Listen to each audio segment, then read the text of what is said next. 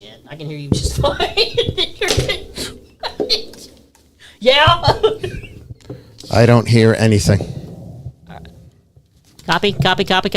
I hear nothing. Test. Okay, I can Copy. hear. Can you hear me now? I hear you. Okay, go ahead. Talk. Testing 1 2 3 4 5 5 4 3 2 1. Test. Okay. Testing 1 2 3 4 5 5 4 3 2 1. Test. All right, sounds good. I'm not going to do the whole thing.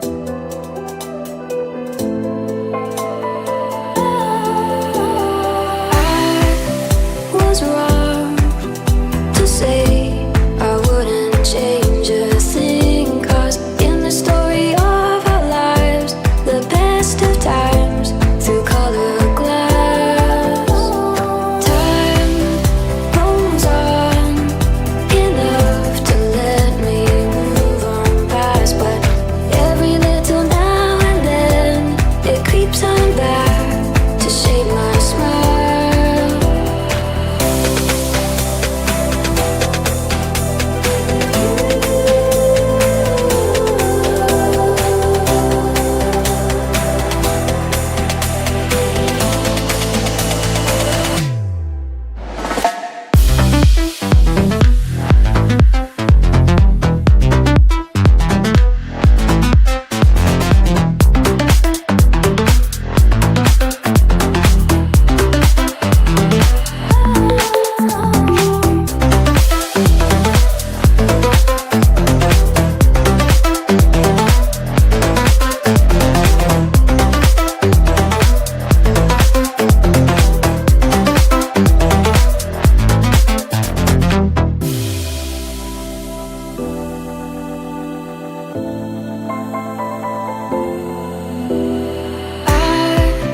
Was wrong to say I wouldn't change a thing, 'cause in the story of our lives, the best of times through colored glass, time rolls on enough to let me move on past, but every little now and then it creeps on back to shape my smile.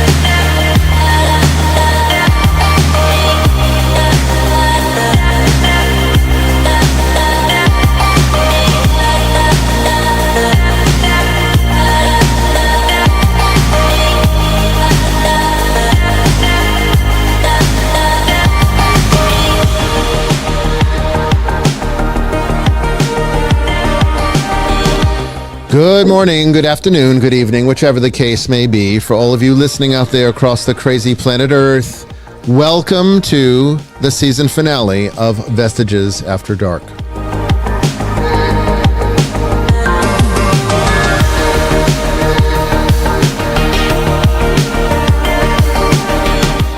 And I am your host, Bishop Brian Willett, coming to you live from the deep woods of Western Georgia on this June 11th, 2024.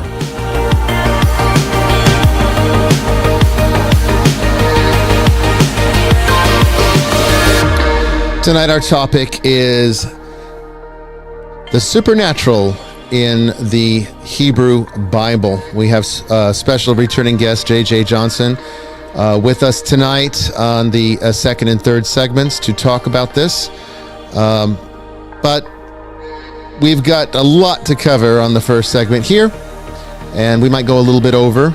So I'm sure everyone will understand. We're already a little bit late. I'll explain why when we come back here. Don't go away.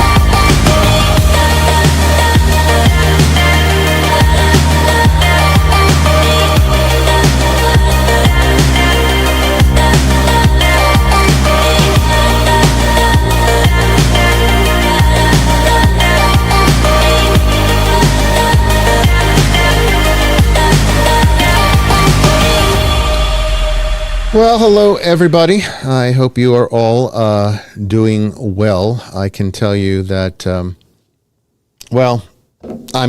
not. So I'm going to warn you right ahead of time that I am not in the best of moods, and certainly didn't want to end the season in this way. But such is life, as they say. Yeah. So we're going to do things a little bit differently today. There's no liturgical libations, nothing really here that I want to celebrate with. And we're not going to be doing questions from the ether either. We are instead going to talk about what is going on over here with this ministry, and then I promise we will get to our guests tonight. In fact, the only reason I'm holding the show tonight is because we have had to cancel on JJ so many times with previous issues with, of course, the weather or something else has gone wrong. So hopefully, he will be understanding that we might cut into a little bit of the normal time. But we will definitely give him, a segment, at least a segment and a half, to be able to talk about tonight's topic. But there's more important things to discuss here tonight. And I think it's something that involves all of you, or at least most of you. I know a lot of people probably who watch this show or listen to this show don't have the faintest idea as to the nature of this ministry or even care. It's obvious from the donation support that we get from Vestiges After Dark, which is dismal, that, this is not the motivation. And I think, a lot of the audience, that does care or is already part of the Nicolaitan Network and supports the ministry in that capacity. But as you all know, we have recently, about a month and a half ago, purchased land that is a residential home for the purposes of trying to consolidate the streaming location to try to have a more functional chapel for streaming, as well as a place where those of you who support this ministry and care about what we do and have been with us and as a registered member would have a place to come and receive the sacrament, since the problem with a ministry of this kind, being Catholic, is that I can stream the Mass to you, but you can't receive anything from it. You can get the grace of hearing it. There is grace in that. The church recognizes that there's grace in that. There's spiritual communion as well. but it's not a replacement for the actual sacraments. Okay. So we have been doing this for how many years? I mean, we started streaming the Mass with COVID. You guys asked me to start using, in fact, this is what created Nicolaitan TV. Okay. It was that COVID, you couldn't go to your churches, and you wanted to see if I could provide a church service for you. And I did this right out of my home because, look, I'm a bishop. I have to say Mass. I don't have an option there. It's part of my commitment as a bishop. And in the ISM, we all have private chapels at home. That's what we all do. Because we don't have large cathedrals. We don't have the billions of dollars coming in from these massive dioceses in the Roman Catholic Church. We don't operate that way. Okay, we can't operate that way, and honestly, I don't think I really want to operate that way. That's not how I envision this ministry. Okay, so it is important to me that those of you who are part of this ministry, can get the support that you need. So it does not make sense to purchase a massive $1 million church structure that nobody shows up to. We already tried doing that. We didn't try to buy it. We rented a place first, and it was dismal. People coming in for autographs because of Ghost Adventures. People showing up to, get whatever blessing they could from me, making sure they got pictures, and then never seeing them again. I'm not eager to open up a public location, that's more traditional and have just a repeat of that. I'm interested in helping resolve spiritual illness, which is a real thing that it seems that most of the world, in particular the Christians, do not understand, because nobody is doing anything about that, and this is the only church that does. Oh yeah, you have the Roman Catholic Church with their occasional exorcism that they sweep under the carpet. Let's not talk about it. It's so dark and dirty. So dark and dirty that they make horror films about it now because it's that sensationalized. Okay, it's its own subgenre. But the real work, does that ever get noticed? Oh, no. Of course not. Even when we have news people come, they're only interested usually in the sensational stuff. Occasionally, we get some up-and-coming journalists who will write an article about me and actually put in some, decent, accurate information that, talks about what the work really is. Yeah, they don't know about talking people off the ledge. No. On my own personal time. No. Phone calls all time of the day and night, and I take them if I can, and I talk these clients off the ledge more than you know. No one ever hears about that.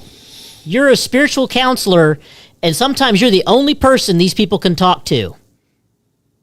And no other churches are doing that. No. Not That's why they come to us. I'm not getting paid for it. No, we don't get paid. And see, that's the big thing that I think people don't understand is that, and maybe I need to reiterate it now for those of you who, might not have gotten the message, but I don't get paid a salary. I used to get a small stipend. And by small, I mean like a few $1,000s.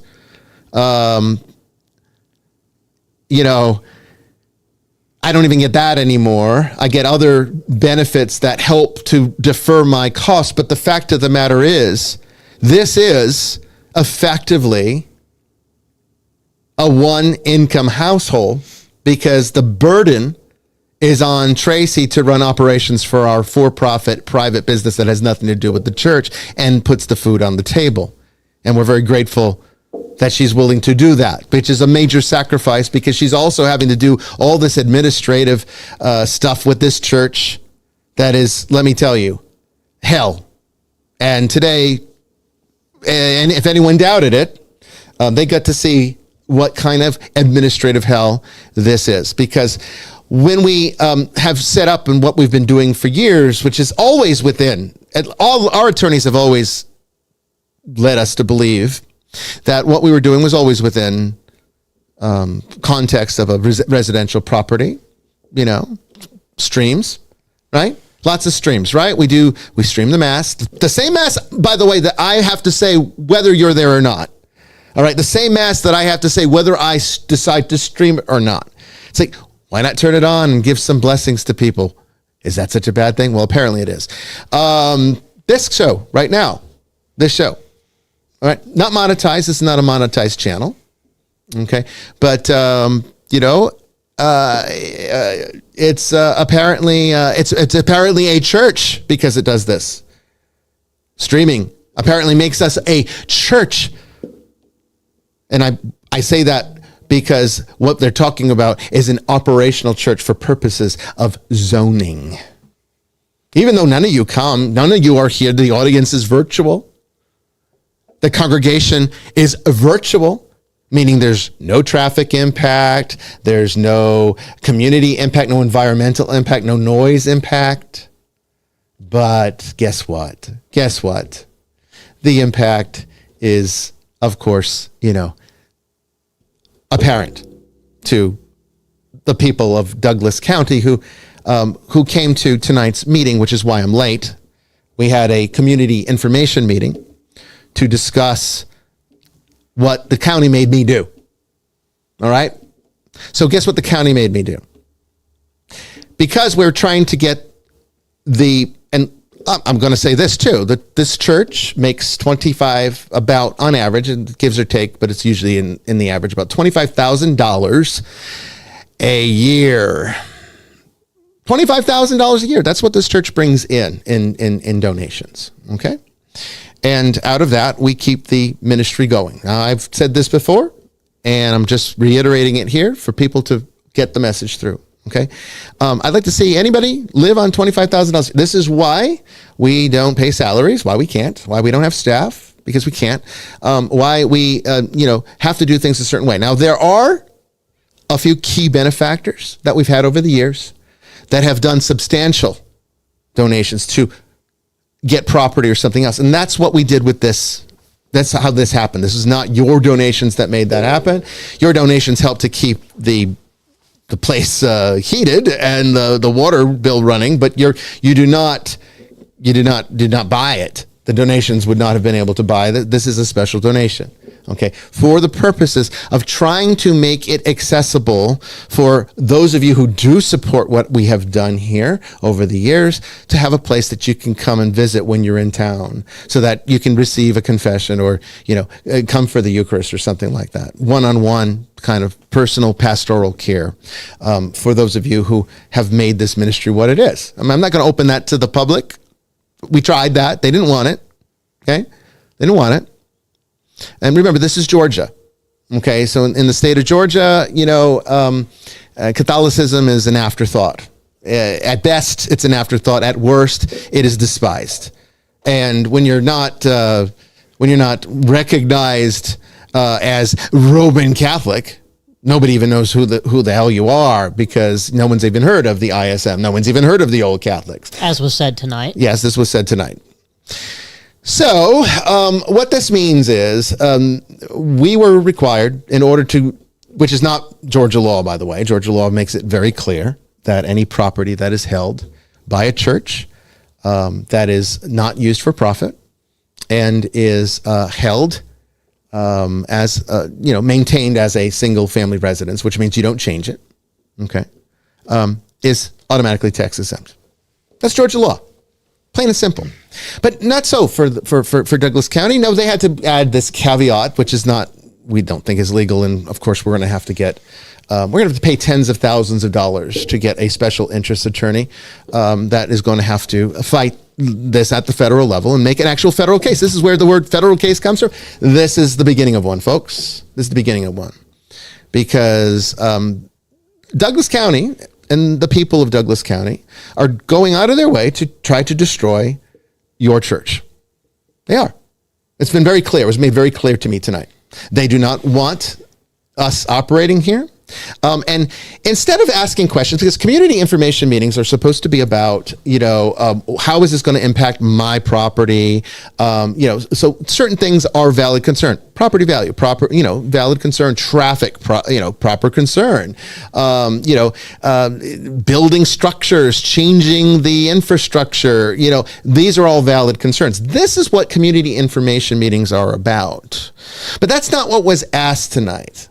Okay, what was asked at this meeting, and let me tell you, okay, the zoning and planning department who operated this did absolutely nothing to stop this absolute witch hunt where people virtually jump down my throat over what we do, okay, attacking everything they possibly could, wanting to know how I can afford to pay this with $25,000 in annual revenue. Wondering how I am able to eat. What does this have to do with anything? I mean, I was more than happy to volunteer the information. It's no secret. Who's coming to the house? I can understand that one a little bit. Not me, because... But how is it any different than when you have a house? Right. I can't control what my neighbors do with a house guest. I don't know who's going over my neighbor's house. And it's none of my business. No, and I guarantee you, if you were to get into their lives and ask them that, they wouldn't want to share that information. I was forthcoming, and I said what I told them, because I don't hide anything. I have no secrets about this. Okay? Very, very straightforward. Okay? I introduced myself. I said who I am, what I'm intending to do. Not more than 90% of what we do in this church is streaming. Okay? Occasionally, one of you who keeps this show on the air and does everything else to keep this ministry from falling apart. If you were in town, we'd have a place for you to stay. So a little guest house, a little retreat guest house thing where you can come on retreat and stay with us one-on-one, not in large numbers, just one-on-one stuff. And then an office where if there happened to be somebody local who needed to see us after a careful evaluation, of course, that, rules out psychological and other factors that could be at work, because let's face it, more than 70%, if not more, 75% of people who think they are demonically possessed are actually just, better served by mental health rather than a priest. Of course, there's always pastoral things, but, very rarely do you ever encounter something that's truly just exclusively spiritual. But those are the ones that are not being helped by their churches. So they come to us, and would be a place where we can meet one-on-one with them, maybe once a month to do this. The impact to this location will be less than if somebody actually lived there. Far less if we just decided to rent it out for profit, like normal people do, like all of them would have probably been wanting to do with a second property. Okay. And, apparently, this is problematic to them, because instead of asking questions like traffic, although there were people that were very nice. Let me tell you, there were some very great people there and very supportive. They shook my hand. They came and they said, look, my concern was just traffic. The signs that you had to put up made it look like you were going to be building a complex. I was concerned about that. And understandably so. Look, I get it. I didn't like the signs either, because the county required everything to be special use, right? They didn't want it to, they were claiming that it can't be a residential property. Apparently, somewhere we're crossing that line. They're not clear on what that is. I've asked several times. It's never really clear. Sometimes they tell me it's because you're operating as a ministry in this capacity, but if I were doing it privately. So if I just introduced myself on Vestiges After Dark as Brian Willett, Dr. Brian Willett, whatever, I guess that's okay. But as soon as I say Bishop Brian Willett, or I consider this to be an outreach ministry, then all of a sudden it crosses the line. I can't get an answer. Okay. And I think our attorneys are very suspect that this is actually a sincere issue, that there's, let's just be honest here. This is religious persecution. This is what it looks like. Okay. This is what it is. And it's because, look, there's a few factors here. Okay. Number one, we're Catholic in a largely evangelical Protestant state. Okay. Traditionally, those two groups don't get along very well. And Georgia is pretty nasty about that kind of thing, in my experience. Florida was bad too, believe it or not, Florida. A lot of things that were said tonight at this meeting made it very, I would say, abundantly clear abundantly clear that the issue was not really so much that we're streaming and we're keeping ourselves open to doing classes or other things that we do, or even meeting one-on-one with people. I don't think that was the issue. What the issue was very clearly to me was that we don't like you. We don't like what you represent. We don't like what you believe. I've watched you on your podcast. You believe differently than I do, I was told. Yeah. I'm sorry, but you know what? We still live in the United States of America. Freedom of religion is protected for a reason. The same protections that you enjoy from some Muslim coming in and saying you can't be Christian is the same thing that I get to benefit from when you come and say that I can't practice what I do. Okay, so let's be very clear here. Let's be very clear about this. Okay, this is a violation of federal law. Right, this is a violation of federal law, and the Religious Land Use and Institutionalized Persons Act protects us from this kind of thing. I'm going to reference a case. You guys can look it up at your own time, but this is perhaps the most relevant one of this nature. Look it up. It's Pine Hill Zendo Incorporated versus the Town of Bedford Zoning Board of Appeals. Okay, this was a case back in 2001. It went to the Supreme Court of New York, and essentially what happened was there was a group of Zen Buddhists wanting to get together at one of the Zen leader, the meditation leader's house, to do a meditation group. 3 or 4 times a week, which, by the way, is a whole lot more than what we intend to use on our property. But let's just go with it for a moment, okay? So, 3 to 4 times a week, Zen meditation. The neighbors came. Which is silent. Yeah. Yeah. Zen meditation doesn't have any noise, okay? The neighbors came and they fought it. They fought it. They said they didn't want to have traffic, even though it was just a handful of people. They didn't want to have noise, even though it's a Zen meditation. And when it really started to, some of the arguments that were posited, very similar to what we face tonight, it was very clear that it had much less to do with the fact that they were concerned about traffic and the things that are obvious and enforceable. It was about the fact that they didn't want a bunch of Buddhists in their town because that's a weird religion or something like that. So it went to the Supreme Court of New York, and guess what? The Buddhists won. Fancy that. December 31st, 2001, the Supreme Court of New York ruled in the favor of the Buddhists, and they were allowed to get their special use permit. Okay. Religious Land Use and Institutionalized Persons Act exists for the very reason. I think it was Clinton. It's always interesting. All these Republicans out there are, well, I'm a Christian. We got to vote for Trump. Oh, we got to vote for Trump. I'm a Christian.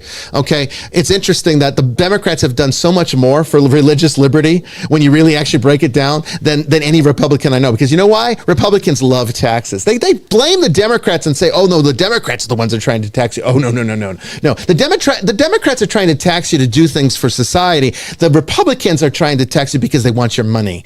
Okay, I'm sorry. And I know this is going to piss a whole lot of people off, but you know what? Tonight, you're going to have to give me that. I've earned that right after what I did for you tonight to try to save this church. Okay, you're going to have to give me that one. All right? Because I know a lot of you are Republicans. Go and enjoy your Republicans. But understand why I'm a libertarian. All right? There's a reason for that. Okay? There's a reason for that. Because I don't believe in communism. What I saw tonight, which I'm sure a lot of them were Republicans, it was pure communism. Pure communism. They wanted to know everything. They wanted to know how much money we made. They wanted to know where I'm from. They even had the audacity to say, you're from California, aren't you? What is that implying? What, I'm some hippie, nutcase that you don't want in your town? What is this, the Old West? We're going to have a face-off with the sheriff in town? What are you getting at? When you say things like that to me, what does that matter? Why was this even asked at a community information meeting? And why was the authorities of Douglas County not there to stop that kind of questioning, that kind of nonsensical interrogation? to attack me and my religious practice, and yours too, by the way. Yeah, I mean, I say this to draw attention to the reality, because what have I really done here? What do? Do I nitpick which denomination you are when you come to me for help? Do I say, oh, wait a second, you're a Baptist? Oh, wait a second, you're an evangelical? Throw him out. We only help Catholics here. Have I ever said anything like that? Have I even implied something like that? No. Oh, no. I wouldn't be a part of your church if you were like that. I don't think many people, I wouldn't be a part of my church if I were like that. Years, so I'm open to everyone. This church is open to everyone. It helps everyone. It helps everyone who's not getting help from their churches that are apparently so great that they're getting all the money and they're getting all the support, and we're being shit on. Okay, we're being shit on. I was definitely shit on tonight. Yeah. And I was pissed on too. And I'm going to say it like it is. I'm going to say it like it is. I've never lied to you. Okay? And I never will. All right? To my last breath. Okay? I will never lie to you. I'm going to tell it like it is. Sometimes you just have to tell it like it is. I was shit on and pissed on tonight. And I hope they're all proud of themselves, because they showed their true colors to me. One guy kept talking about how Saturday is his Sabbath day.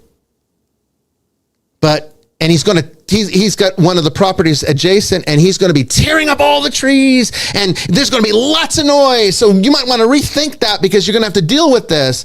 Nobody was upset with him, though. I'm saying I'm not going to be making any noise. I'm not tearing anything down. I'm not changing anything. But yet you're standing behind this guy that wants to do that.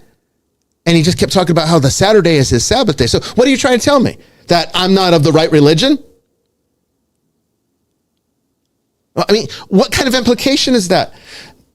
There are federal laws to protect this. So getting back to what I was saying about the Republicans, it was President Clinton that signed, I believe, I'm almost positive on that one, President Clinton signed the Religious Land Use and Institutionalized Persons Act into law. You know why he did it? Because small churches were being pissed and shit on by counties and county citizens like I was tonight. You're not of the larger denominations. You have no business operating. You're not a real church. You're trying to evade taxes. Oh, we heard that one tonight.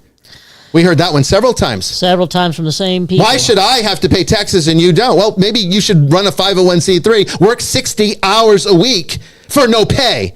And then maybe you might understand. Okay? Maybe you might understand why that might be an important thing. The government gives tax exemptions to nonprofits for a reason. But I guess, why would a Republican understand that, though, right? Why would a Republican understand that? Because we don't have charity for people. We worship the almighty dollar. And we are very happy about maintaining our conservative status and doing that. Look, I can read right through you. Look, I can see right through you. Okay? You saw a kindness out of me tonight. If any of you are listening tonight, I hope you are. You saw kindness from me tonight. You saw how infinite my patience is, really. Because, I mean, let's face it, I'm not really the most patient person in the world. But I always try to be professional. I always try to be nice. And I think I was. And I think I am. I think I am a pretty good person. I think the test of my work proves this. Okay? Whatever limited privileges this church gets for what it does, it's earned, baby. It's earned. And me too. And me too. Because like I said, I'm not lying when I said this church almost bankrupted me twice. I bet none of you would ever let your church do that to you. Would you? Would you let yourself become bankrupt? Would you let yourself go on the verge of that? Would you support it to the point that you're putting in your last dollars like I have? Would you do that? Bet you wouldn't. Oh, well, I bet you wouldn't. I can tell. Because this audience this show's listened to by thousands of people. Every episode. But the church only makes $25,000 a year. Okay, so if you were all given $1, that should be thousands of dollars coming in every month or week or whatever. Not every year. Okay, so look, I get it. I get it. Okay, but if I talk a lot about this is why. Because see, these are the problems that we're facing, the things you don't get to see. What you got to, you see Ghost Adventures, right? You see, oh, isn't it cool? He gets to work with Zach Bagans. He gets to be on TV. Isn't that cool? That's what you see. What you don't see, okay, is all the administrative garbage I have to constantly do to keep this thing going. Having to dig out resources to keep it going. Fight against bureaucracies to keep it going. All right? Fight against the very people you keep voting into office. Oh, yes. Oh, yes. And look, I have no love for the Democrats either. I love the people. I probably shouldn't. I probably have no business doing that. But I don't have any love for liberal politicians any more than the conservative ones. I just want to make it very clear. If we were out west, where we were accused of being tonight, we probably wouldn't even be facing this. We wouldn't be having this conversation. People would be happy. Oh my God, isn't it cool that you're here to do this? You're here to do something no one else is doing. But does anyone ever tell me that? Really? No. Do the journalists that constantly ask for interviews, the podcasts that always want me to come on, do they ever ask me questions like that? No. What do they ask? What do they keep asking? The same tired questions over and over again. What's the worst possession you've ever seen? Have you ever seen anyone levitate? Those are the kind of questions I get. And because you make me look like a nut. Now Douglas County and all the people that live around Douglas County think I'm a nut. Because that's all they see. They're not going to take time to actually get to know me. So I'm at a crossroads, and I'm going to be completely honest with you right now. I'm going to be completely honest. I told you, I'm not going to lie to you. I'm not going to lie to you. I'm at a crossroads. Okay, I can probably spend about $10,000 of your donations instead of going to the people, to the church, to those to build your community. I can spend it on attorneys and fight this thing because we're going to win. I'm going to tell you right now, this is a violation of federal law. It's so clear. You know, if you don't believe me, go look up the Religious Land Use and Institutionalized Persons Act. Go look it up. This is a violation of freedom of religion. Okay, so you're not going to win this one, but I lose either way. Okay, because if I'm granted the special use permits, then you're all going to be pissed off. The whole community is going to hate me, and I'm going to be harassed probably. I'm probably going to be attacked. People are going to be talking about, oh, that's where they do that stuff as they drive by. You know, that weird guy lives over there. You better get out.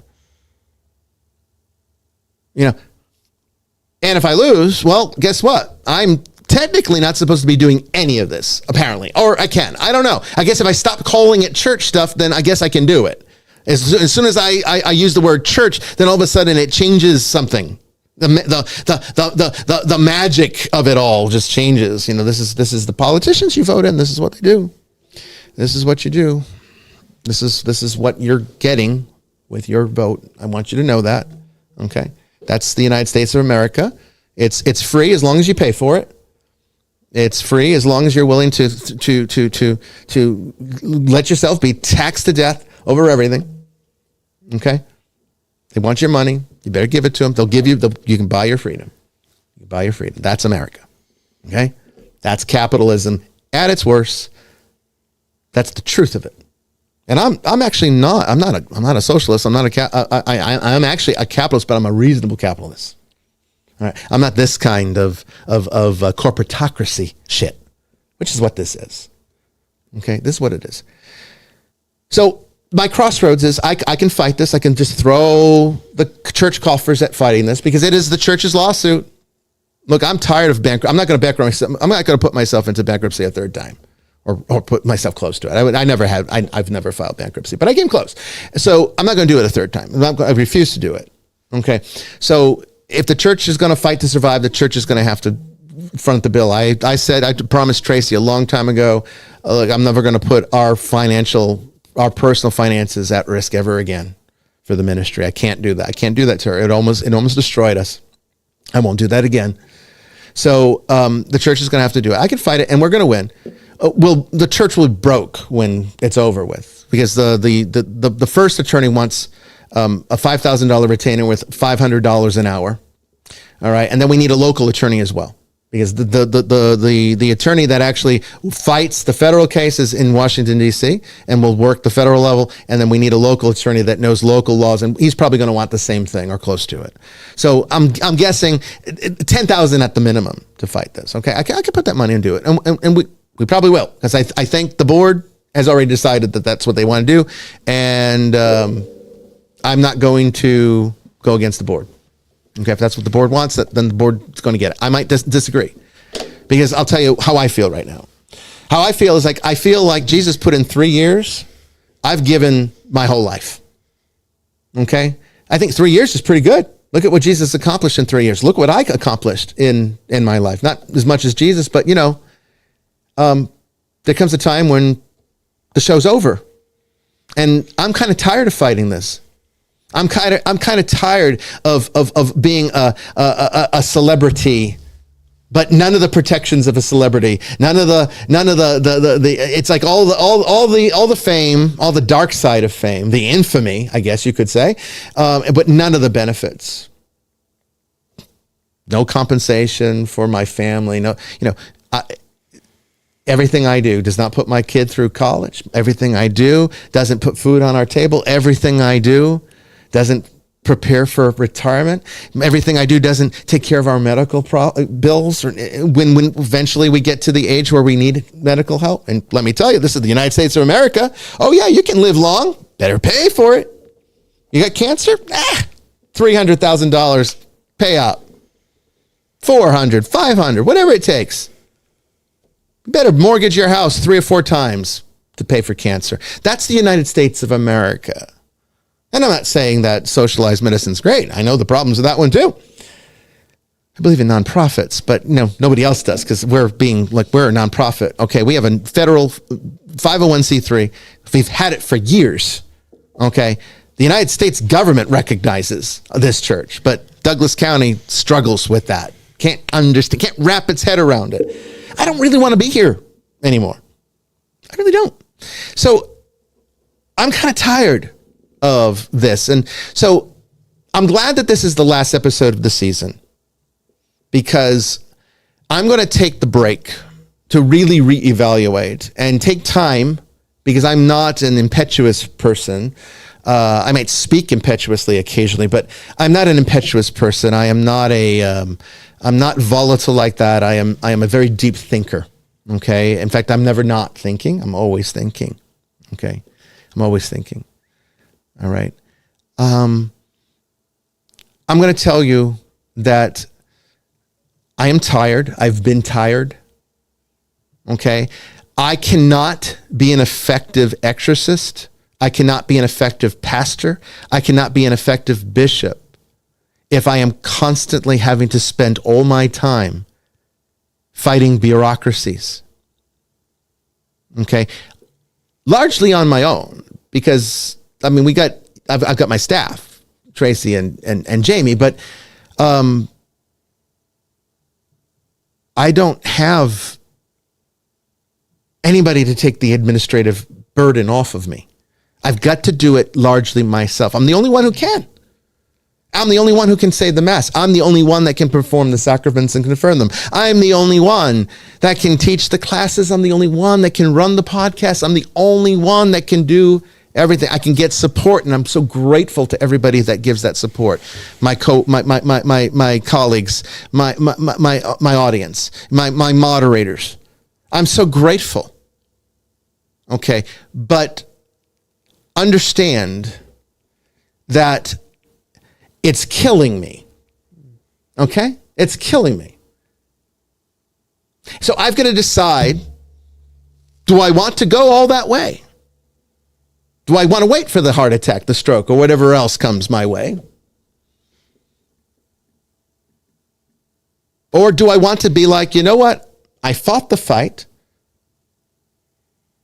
I've done the work. I've done more for the people that have come to me, that anyone in their entire life, because I can tell you right now, when people came to me and how many people we've brought back to the church, and I send you back to your own churches, don't I? I don't say, no, collect, let me get your money now. You're a member with me. I don't ask anybody for anything. I just put out a donation thing, please. If you get something out of this, support it. We got $5 last week. Thank you. Nothing else. Thank you to the Nicolaitan Network members who really are the lifeblood of this church. And I do it for you. And I think that's why I have a little shred of being like, all right, then let's just throw 10 grand at this and fight it. All right, we will win. I'm sure we will win. This case right here proves it, because this is us, only instead of Buddhists, esoteric Catholics. It's the same case, though. And actually, we're better. We're better because we're not congregating with the numbers that they did, and we're not doing it as often as they are. But I did not agree to care for this church as its bishop and patriarch all those years ago when I took this responsibility on, when it was thrust upon me. Okay, I did not agree to do this to hurt people. And apparently we're hurting a whole lot of people here in Douglas County because they don't want us here. They don't want us here. They made that very clear tonight. A few of them. They're ignorant. Yes, but you can't change that. They're not going to listen. They didn't want to listen. They didn't want to hear me at all. No, they didn't. They just wanted to put words in my mouth. They just wanted to make assumptions. They wanted to keep, and they were already, look, it's religious persecution. You're violating federal law. And you're going to lose if I choose to fight this, if I choose to throw church monies at this. Okay. If I decide that route, let's call it route A, it's because I intend to fight for you. Because let me tell you something right now. This church has been nothing but a constant headache for me.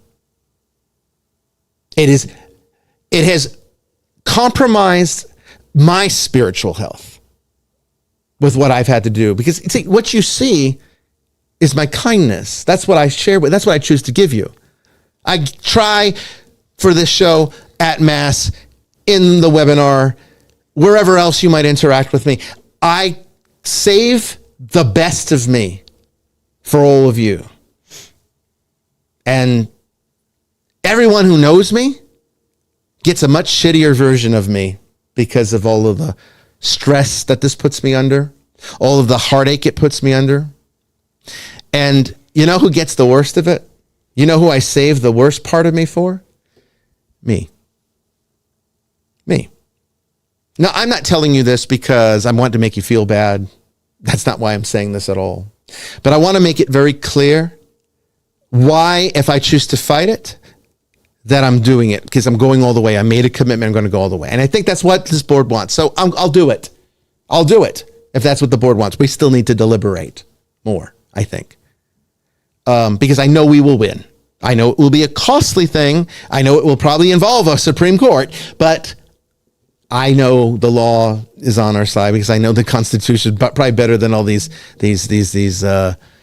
conservatives around here. But at the same time, haven't I done enough? Don't I do enough? Have I not done enough? How many people have we brought to the church?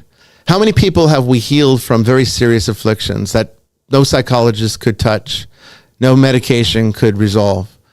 They want to stop that. They want to put an end to that.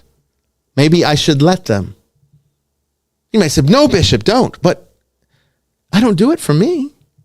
I don't get anything out of it. If I was getting paid to do this, if I was getting what a normal bishop makes, you know what a Catholic bishop makes in the United States of America? They all make the same salary, by the way, $150,000 a year. That's what they make. Okay? I make zero with just the benefits of having a few utilities paid for here and there. That's what I get. Okay? But let's just, $150,000 a year. That's what a bishop gets. Okay? If I was getting paid that, I could at least write the stress off to be like, well, guess what? put food on the table, supported my wife and kid, put my son through school, did all those things. Instead of took stress off of my wife so she doesn't have to do operations all the time and have to do more than what is necessary just to make up the slack that I cause because of the vacuum this ministry puts into our personal life.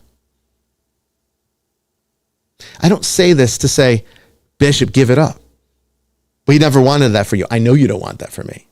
I'm saying this for the people who think that I'm some celebrity from television that you can just shit on.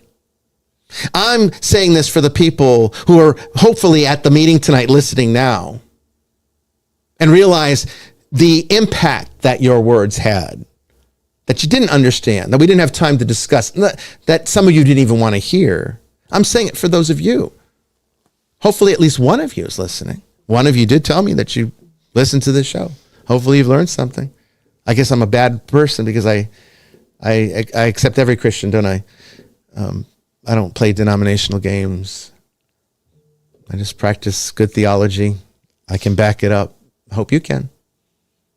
I'm not going to challenge you on it. I'm sorry that you feel that you need to challenge me. I can't promise anything at this point, okay, because I'm willing, I'm open, I'm going to be a listener now, going forward. And I'm going to listen to what everybody wants and what everybody can do. But I'm taking more of a back seat this time, okay? I've been your leader. I've been your support. And I've been, I think, your faithful servant. I'm not perfect. If you think you can find a minister that is, good luck to you. Okay, but I think I've done a pretty damn good job in the years that I've been practicing. Okay, so if it all ends, I'm content. I've done my duty. It creates new problems for me because I have to figure out how to deal with certain issues. Because guess what? My life is now so tangled up in this shit. You all get to go home. You all get to go home to your lives when the show's over. When Ghost Adventures is done, turn it off. When Vestiges is done, turn off your phone, close your laptop, whatever. Okay. When there's problems on the Nicolay Network, you can log out. I have no such luxury. No matter where I am knee deep in everything this church does. I have no respite, no sanctuary away from it. And I've happily done this for the work, for God. I think that deserves to give. I think I deserve the right to retire and say, it's done. Do I have to die doing this? Is that what has to happen? I don't have the answer to that question, and I'm not asking you. It's rhetorical. It's philosophical. It's something to consider as we go forward. Because this is, whether the government likes it or not, this is what my ministry is. This is what God gave me. And if you have a problem with what I do, you better take it up with him, because I didn't ask for any of this. I don't benefit really from any of this, and I didn't want to do any of this. I listened to God's will, something most of you do not know how to do. Not to criticize you. It's just simple reality, because I know how to see it. If any of you feel that you would be willing to do what I have done, then please step up to the plate and come down here and help us fight this fight. Put your whole life at risk. I would never ask you to do that. I would never ask you to do that. I'm, again, being rhetorical. I'm just showing you what I've gone through, the lengths I've gone through, and how I get treated. And don't give me the stuff, oh, well, Christ was treated badly too. Look, okay, that's become a cliche thing to say now, all right? Just because Christ was treated poorly, does that mean that it's okay? It was not okay. It wasn't okay for him either. Even him coming to do this was not okay. There shouldn't have been sin to resolve in the first place. Jesus shouldn't have needed to die. Right? Your sins put him there, and mine too. I can't tell you what will happen from here. I don't know if this is the last episode of Vestiges ever. Probably won't be, because I think I'll be overruled. But if it is, I hope that those of you who have seen my work have the ability to recognize, my God, he did a good thing. He made this world better. I don't think anybody at that meeting tonight could ever say that about anything they've done. What have they done? What have they done? All their for-profit businesses. They're all worried about paying their taxes and this church not paying their taxes. Yep. That's all they cared about. Why is it fair for me? Why do I have to pay my tax? You don't have to pay. Yeah, must be nice. Can you pay my taxes too? Yeah. Yeah, that was said. Yep. Yep. Thank you, America.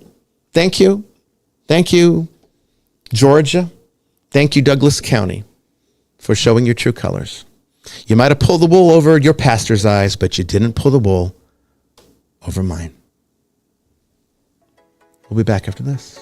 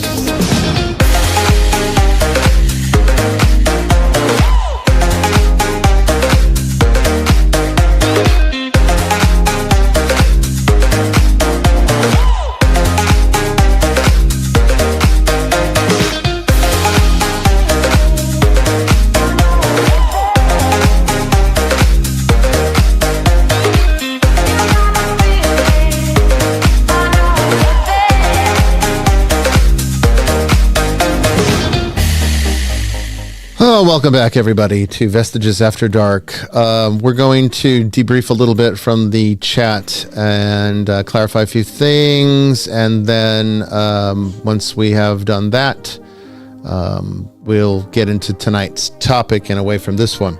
Okay. Yeah, sorry for being passionate, I guess. No good deed ever goes unpunished.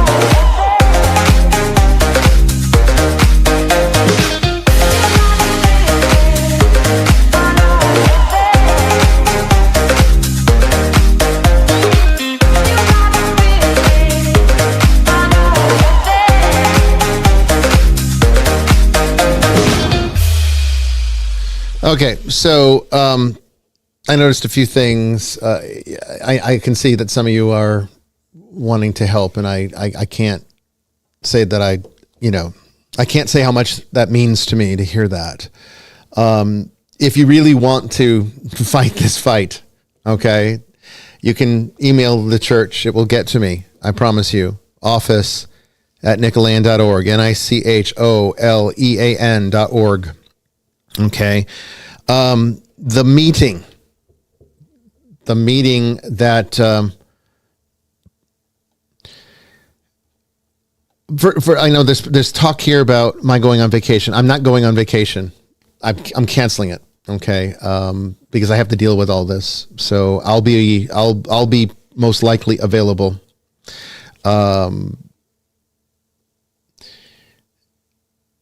The meeting, let me make sure I'm giving you the right information. The meeting where this is decided by the zoning committee, okay, is on July 9th.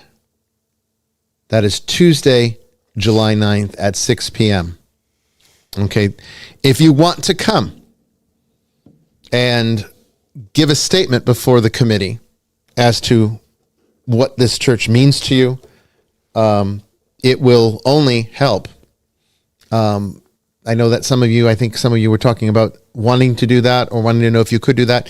By all means, you can. It's a public meeting. Okay. You can come in and you can give your side, because I can guarantee you we're not going to really have anybody there to support us.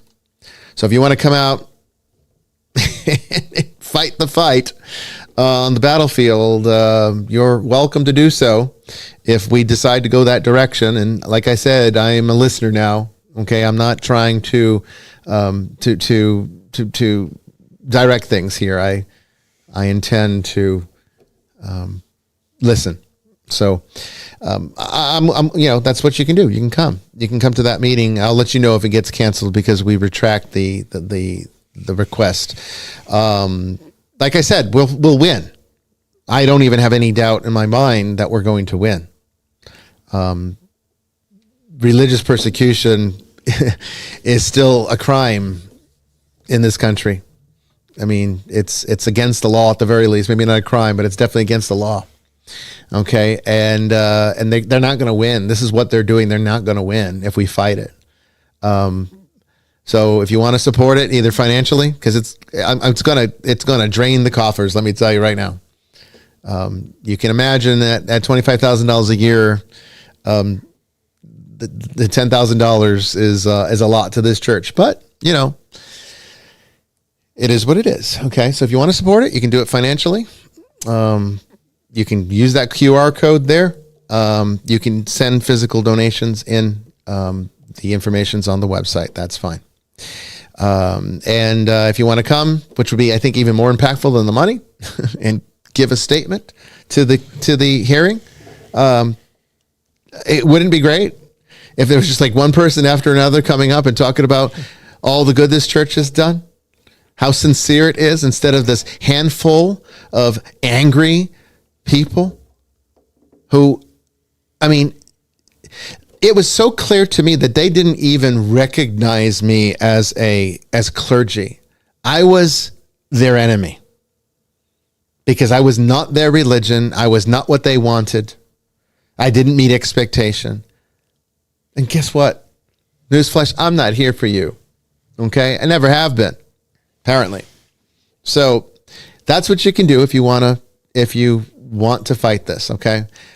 Short of doing this, well, I mean, I think what will happen, this is my prediction. I think what will happen is that if we don't get a lot of support at the meeting, I think we'll be declined. I don't know exactly how these are decided. I know it's very arbitrary, though. That I do know. Very arbitrary.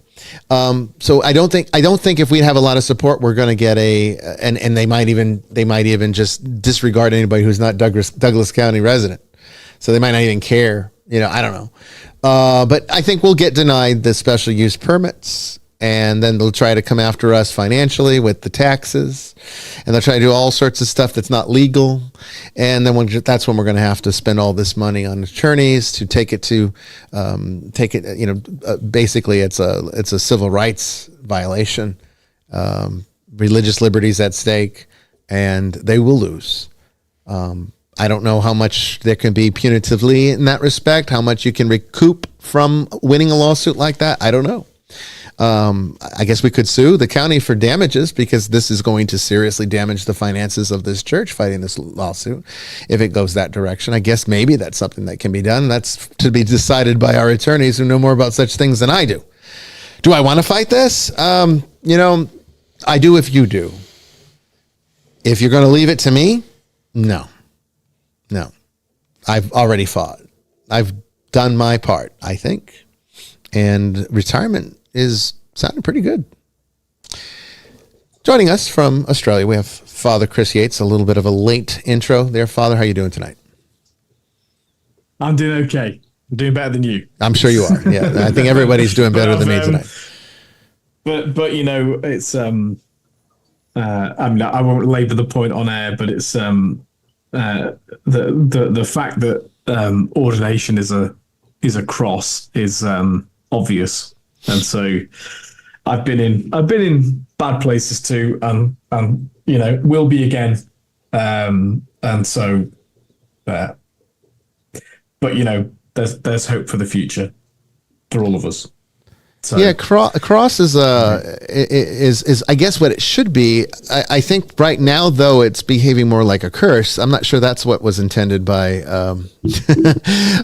by the crucifixion, but I mean it's like yes, you expect to fight, you know, fight against the forces of darkness, and you know people are always like they're afraid of demons. One even told me tonight. They're afraid of demons, and it's like, well, you know, they want to get rid of the only exorcist in town. Yeah, I know, right? She was afraid of the exorcist. She's afraid of exorcists. And it's like I thought to myself, I'm like, my God, you know, I don't really have fears, but if I did, it'd be of all of you, because you're the real threat to everything good.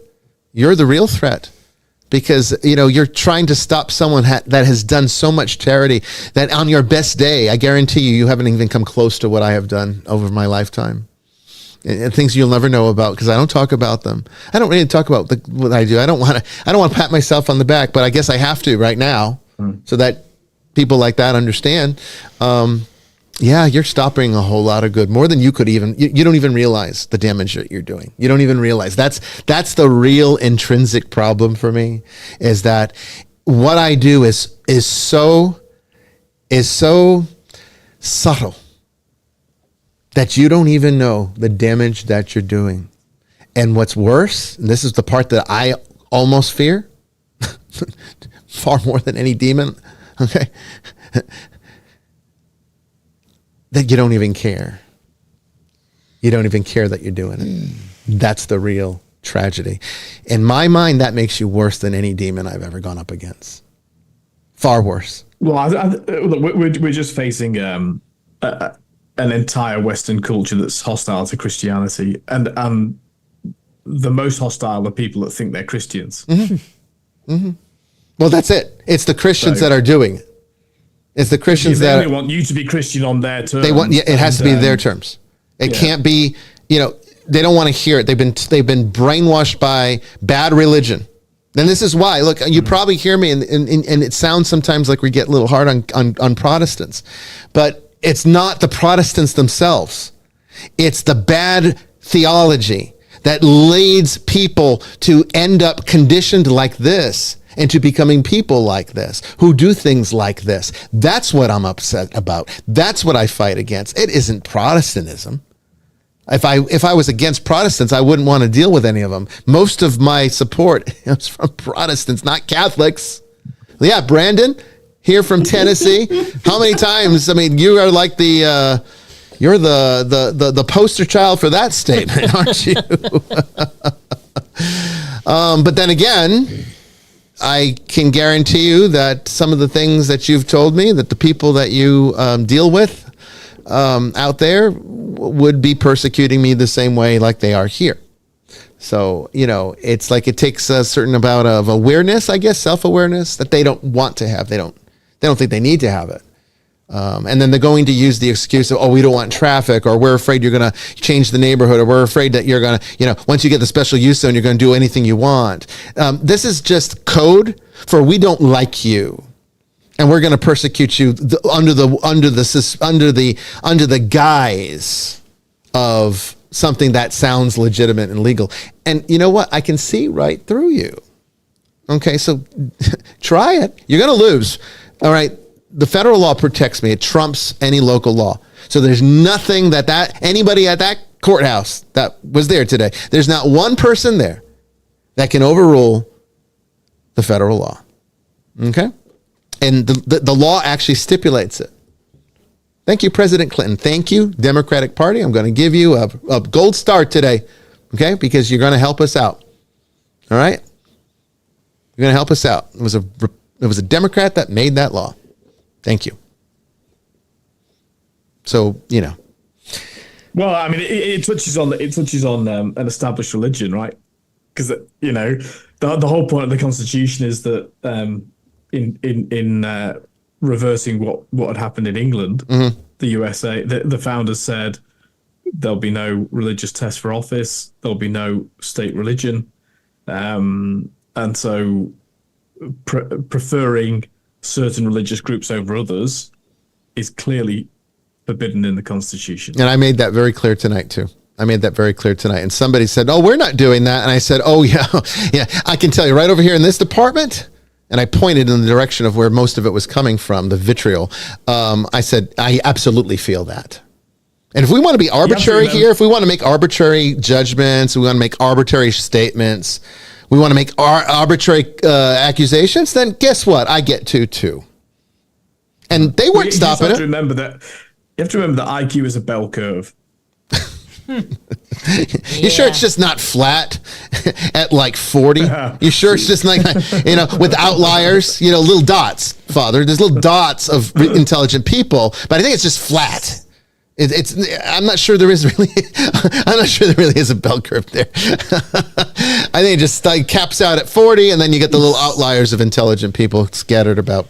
Anyway, I don't want to, dwell on this tonight. We have a good show, and I want to try to give as much time to tonight's topic as possible without derailing it from this. But again, it is so important that I said this because it's the last show of the season, and we do have some shows coming up planned in July and another one in August, possibly another one in September, maybe even starting the new season, assuming we decide to go that direction. I have not decided yet how much I want to fight this, and a lot of it's going to depend upon how much you want to fight this. Because at this point, it would be for you. I'm willing to do it. I am willing to do it. I didn't want to make anything that I said tonight give the impression that I'm not willing. But if you're going to just leave it to me, you're probably not going to like the outcome, because I'm probably going to go the direction you don't want to see. Okay, so I'm not saying that to make sure you donate more money to this or come in and support. That's not why I'm saying it. I'm just simply telling you the facts. Okay, it's enough's enough. It's worth it if you guys are getting something out of it. Then it's worth it to me. If it's at the point now where it's just like it's the bishop's church, it's the bishop's problem, it's the bishop's ministry. No, it is your church. It is really your problem. And because I can have mass whenever I want. I can do that anywhere. Okay, all I need is a few things. I can do it. I got the sacraments. Okay, I'm good. It's you guys, okay, out there that you need what this church gives. Okay. And I'm not just talking about the donors. I'm talking about people that don't even know they need me yet. Hopefully it's no one that was at this meeting tonight, because maybe, when you're really in tough shit with a spiritual problem and you come to me, maybe I might not be here anymore. And then you have no one because your pastor's not going to help you. They already made that clear. All right. So anyway, tonight we have J.J. Johnson, and he's been on the show several times. He's a returning guest and truly a fascinating individual who's born in the smallest town in Tennessee with a population of just 113. JJ grew up captivating anyone who would listen with his ghost stories. His passion for the supernatural continued into his academic pursuits, where he became deeply engrossed in ancient Semitic languages, ultimately earning a master's of theological studies from Harvard. JJ's interest didn't stop there. He also developed a keen fascination with Japanese language and culture, delving deeply into the study of Japanese spirits and folklore. Despite a lengthy career in the tech sector, JJ's love for the supernatural never waned. In 2017, he channeled this passion into creating the Southern Demonology podcast, a platform where he continues his research and shares his extensive knowledge with an eager audience. Here to talk tonight about the Hebrew Bible and the supernatural, let's welcome J.J. Johnson to the show. How you doing tonight, J.J.? Apparently doing much, much better than you. Yeah, sorry about that, JJ. Yeah. No, I would be equally as enraged, if not more so. The fact that you kept that level of composure is something to be commended. But I did go out and donate to the church. Oh, I appreciate Thank you, That's honey. very kind of you, JJ. Thank you. I really do appreciate that. No, this is a good fight to fight. And even though I can't be there personally, I am far away like Brandon. Anything I can do, always willing to. Well, I appreciate that very much. And I know, see, that's the thing that hurts me the most about it, because it's like, I know that whatever decision I make is going to hurt somewhat, and that's the thing. It's like, if I just walked away, it hurts countless. If I stay and fight it, well, it definitely hurts me, probably puts a lot of the closest people to me at risk. It's like a lose-lose that they've put me into with their bureaucracies and their red tape and all their politics and these nasty, nasty people that were just, and they can afford to lose. Yeah, they can. Of course they can. Of course they can, because it's not, they don't care the damage they're doing. It was very clear. It was the one thing I noticed. The one thing I took away from that meeting was that they didn't care. And that's the most dangerous, the most evil, the most reprehensible human behavior is apathy. There's nothing worse than that. I would rather you much be a prolific sinner. I'd much rather you be a prostitute, a drug addict. Look, I take a murderer, all right, to an apathetic person. You know why? Because the former people, they know what they've done. Maybe they're sorry, maybe they're not, but they know what they've done. You don't know what you're doing, and it's far more dangerous than a murderer, far more dangerous than a possessed person, far more dangerous than a demon. It makes you the demon. You are the demon. Who am I? Who do you think I'm casting out from all these people with afflictions? Who do you think the demon is? Who do you think the demon is? It's your apathy that you cultivate in all of the people around you. Your carelessness, your lack of compassion. That's what becomes demons. That's what a demon is. That's the very recipe for making one. Okay, so when I'm performing the exorcisms that so many of you are afraid of, what I'm actually casting out is not some deep, dark resident from the pits of hell. It isn't Lucifer himself. It's you and your careless apathy. And that's what becomes the demon in all the people that you don't care about, all the people you've hurt, all the people that are affected by your sin. That's what I'm casting out. Maybe the reason that you don't want me to operate is that it's too personal, right? You can't handle that because you're too responsible. If we want to have that conversation, we can have that conversation. Let me tell you, I hope someone out there is recording this. Go and play it to the hearing on July. I hope they can listen to it. Hope anybody there can stomach it. I bet they can. Anyway, I don't want to get on that. Let's talk about the Hebrew Bible here. So the supernatural, I guess give us a breakdown, JJ, of the Tanakh and its significance and what it is, because some people might not completely be familiar with what it means when you say the Hebrew Bible. I mean, it is the Old Testament, but it takes on a bit of a different dimension because obviously Jewish people don't see it as an Old Testament. They see it as the current one still. So maybe give our audience a bit of a deeper understanding as to what it is. Yeah, sure. More than happy to. And by the way, I am dealing with a brand new microphone. If my audio levels are out of whack, just let me know and I can dial it back in a little bit. But the only thing I could ask, if you could, I don't know if you can bring your camera down slightly. Part of your face is cut off on my screen. I don't know if you can try. If you can push it a little bit more down towards your yeah, that's That's perfect. I Maybe think that's. he's just trying to be mysterious. I think he is. Yeah, I think he is. Yeah, you know me. Now we can see you. Okay, we're good. No, I'm just trying to hide the horribleness of my features from the rest of Please. the audience. Stop it. You're good. You're good. So I always refer to it as the Hebrew Bible because I never want to denigrate or cast aspersions or continue a lot of the Christian ideas that the New Testament has supplanted what came before it. I have a ton of Jewish colleagues, Jewish friends, and I think a former professor of mine said it best. If I had not found religion through Christ, then I would be a Jew. And that pretty much sums up my feelings as well. The Tanakh is divided into 3 different sections. The law, Torah, the writings, and the prophets. And each one is a indivisible section.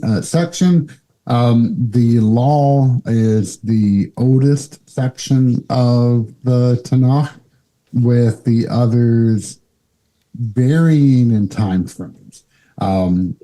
You have certain books such as Psalms, which were actually repurposed, ambassador guides essentially for how diplomats should talk to foreign dignitaries and kings. That was then repurposed into a tribute to God. And many of those are very old. However, you have some which, like Psalm 91, are date all the way up into the Second Temple period.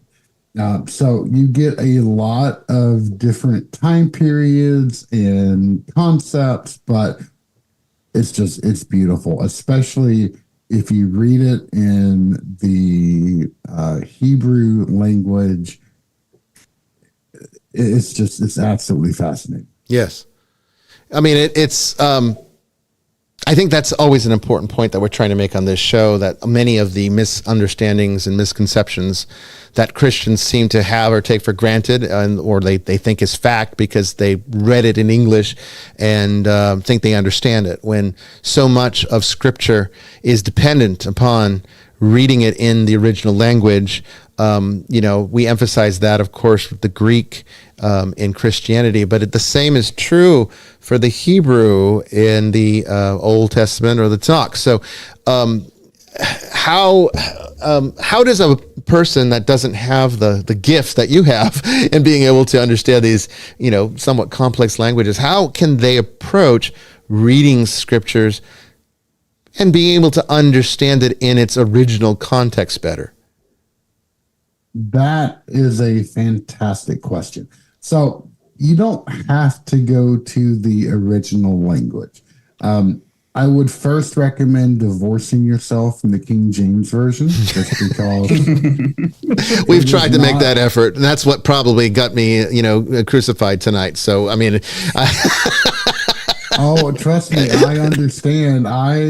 For some reason, I thought that naming my podcast Southern Demonology would be a fantastic idea, and no, I can't. I can barely wear a T-shirt of mine outside without people condemning me of, oh, you're a Satan worshiper. No, I am not. Or people refusing to come on the podcast because they think I'm advocating for bad things, and that's the last thing I ever do. Yeah, it's ridiculous. Regardless. Yeah. A few things. So you can look at other translations, and I highly recommend starting off with either the RSV, which is the Revised Standard Version, or the NRSV, the New Revised Standard Version. The RSV was originally prepared by a group of scholars out from Yale University, I think back in the 60s. And the thing that it really had going for it, or it has a copious amount of footnotes to it. Mm-hmm. And those really delve in and attempt to explain not only some of their decisions about why they would translate certain things the way that they did, but also it delves a little bit into the sits and levits, the historical situation that these texts were written in. If you want to know more, then if you can go check out commentaries. These are academic works which a professor or a group of professors will spend 20, 30, 40 years writing. And they seek to delve into every single facet of a particular book. One of my major professors in college, he just finished writing his commentary on the Ascension of Isaiah. He was working on this for a good 5 years before I ever met him. And I graduated college from 25 years ago to date me. So, yeah, it is. They are true labors of love, but yet they truly expound upon whatever particular book that scholar is looking at. And if you don't have the time to go read a commentary, then if there's a particular facet that you're interested in, then, like, for example, I think a lot of us here are going to be interested in the angelology and demonology of the Bible. In that case, highly recommend looking at a supplemental reference called the DDD, the Dictionary of Deities and Demons of the Bible. It is tremendously expensive because it's produced by Brill, which is out of the Netherlands, and they are the foremost publisher on this particular set of topics, and they can charge an absolute arm and a leg for all of their stuff. But there is, even though the book has quite a few shortcomings, it is still probably the premier reference when talking about a lot of these topics. So, yes, I mean, my first question about the supernatural tonight was going to start with angels. Of course, that's a primary feature here. It makes up a lot of the content in the pseudepigrapha, and of course, these extra canonical sources where a lot of what Christians think of angels was shaped by not so much everything in the Old Testament, but all this extra theological data that got sort of imprinted through tradition and oral tradition, everything else. So angels, does the Tanakh see them in the same way that Christians do, or are there any differences between those two concepts? Oh, severely different. So in the New Testament, you will find 9 different orders of angels. When it comes to the Hebrew Bible, there are 2 broad categories. You might be able to stretch that to 4. The 2 that are absolutely confirmed are cherubim and seraphim. Cherubim are not cute little babies, as are often depicted.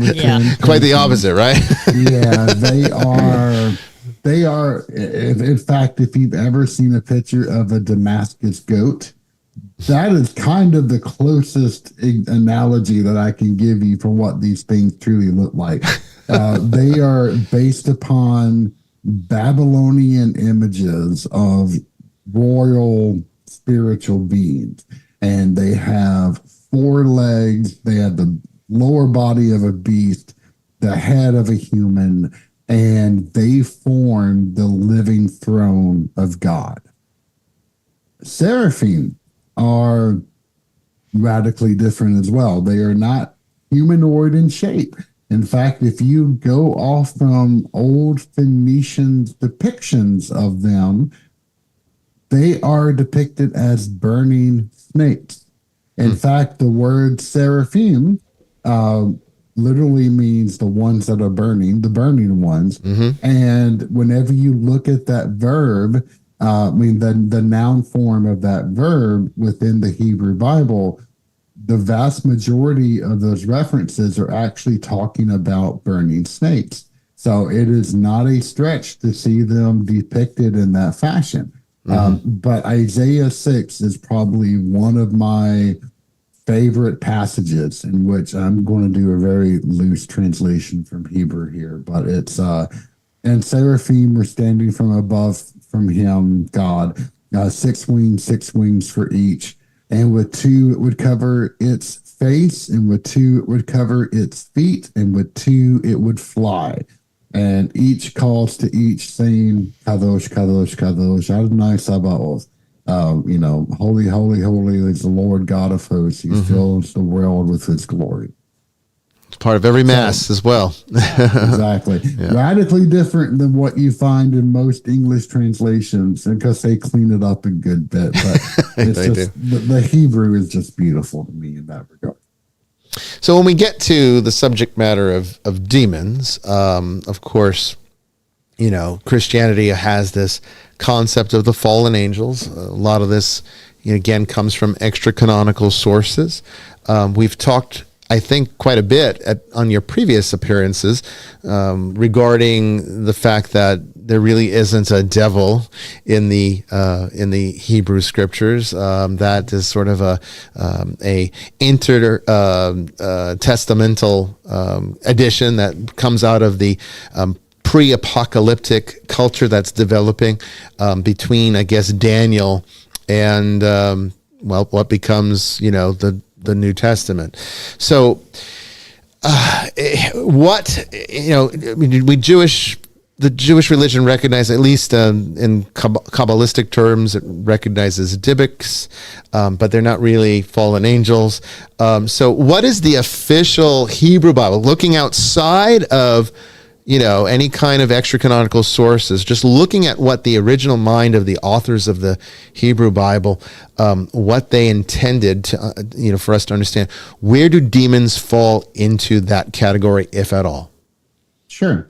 So first, before I get into that, let me back up. If you're going to look to expand the category of angels, there are 2 other types.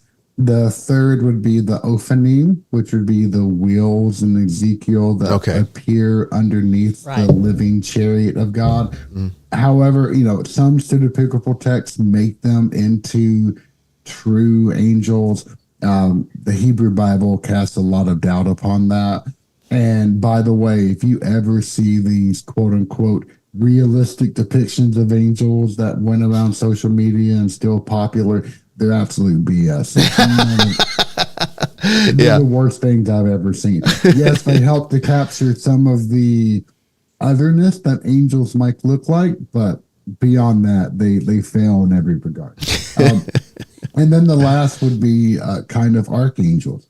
The ones which carry a heavy named signifier, and have no doubt, names are magical in ancient languages and Semitic cultures.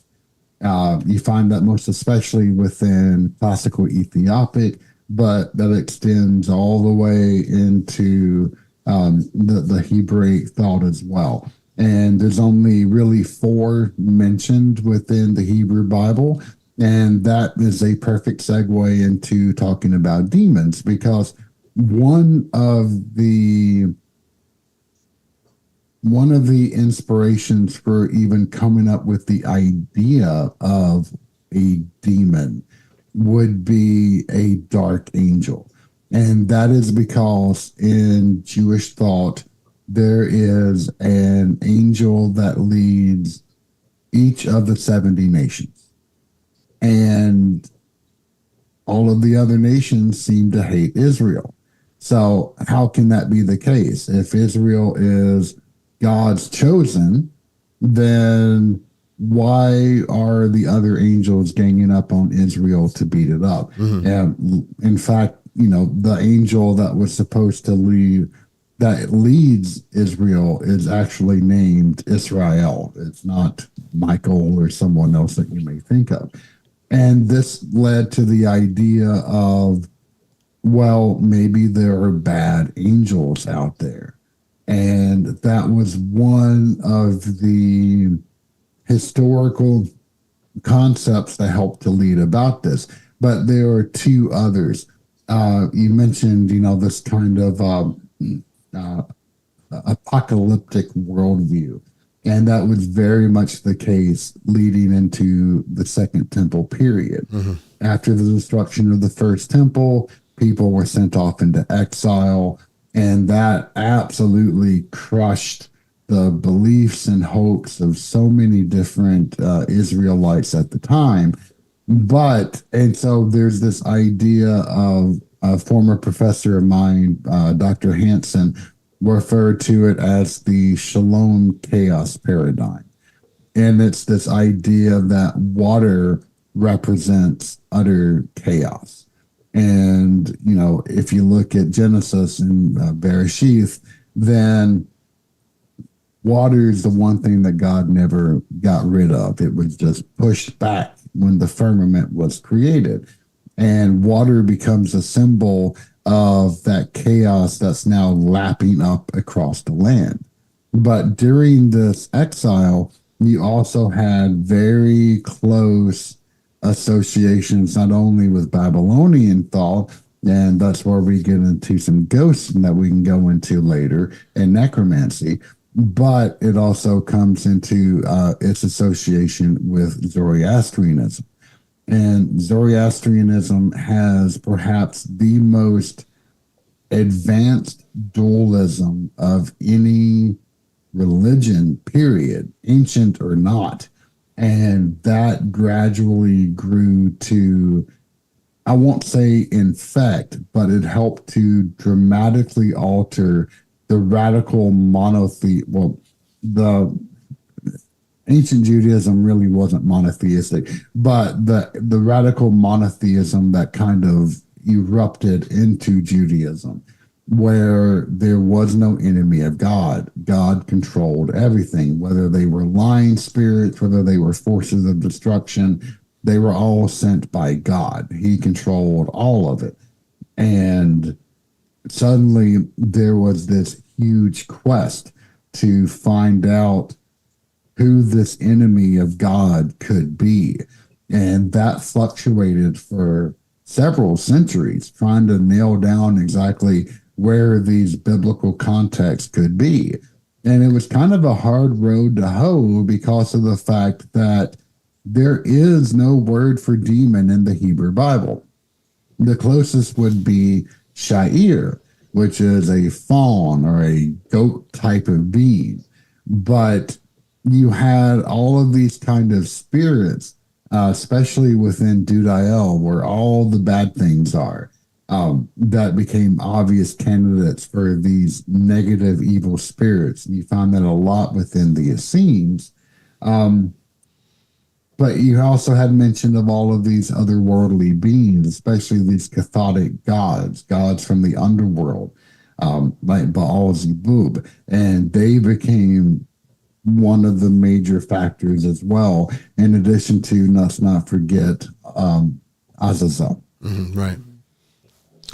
Yeah, it's interesting to see the development, and I don't think a lot of Christians even understand that development, and how it evolved into what we take for granted in our theology, and how people see it as now a literal, absolute matter of history, and even making the assumption that Jewish people feel the same way about these things that they themselves as Christians do, and it's not true. That divide is substantial, and that apocalyptic period influenced very substantially how Christians would deal with certain truths, like the existence of evil and what God's doing about it and how it's being rectified. But this is why I've always maintained a sort of a purist approach to these things. I think people get it. Talking about tonight's situation, another example. People think when you hear the word demons and exorcism, they're thinking Linda Blair on the bed, spewing pea soup and whatnot. They're not understanding that my approach to exorcism is largely archetypal.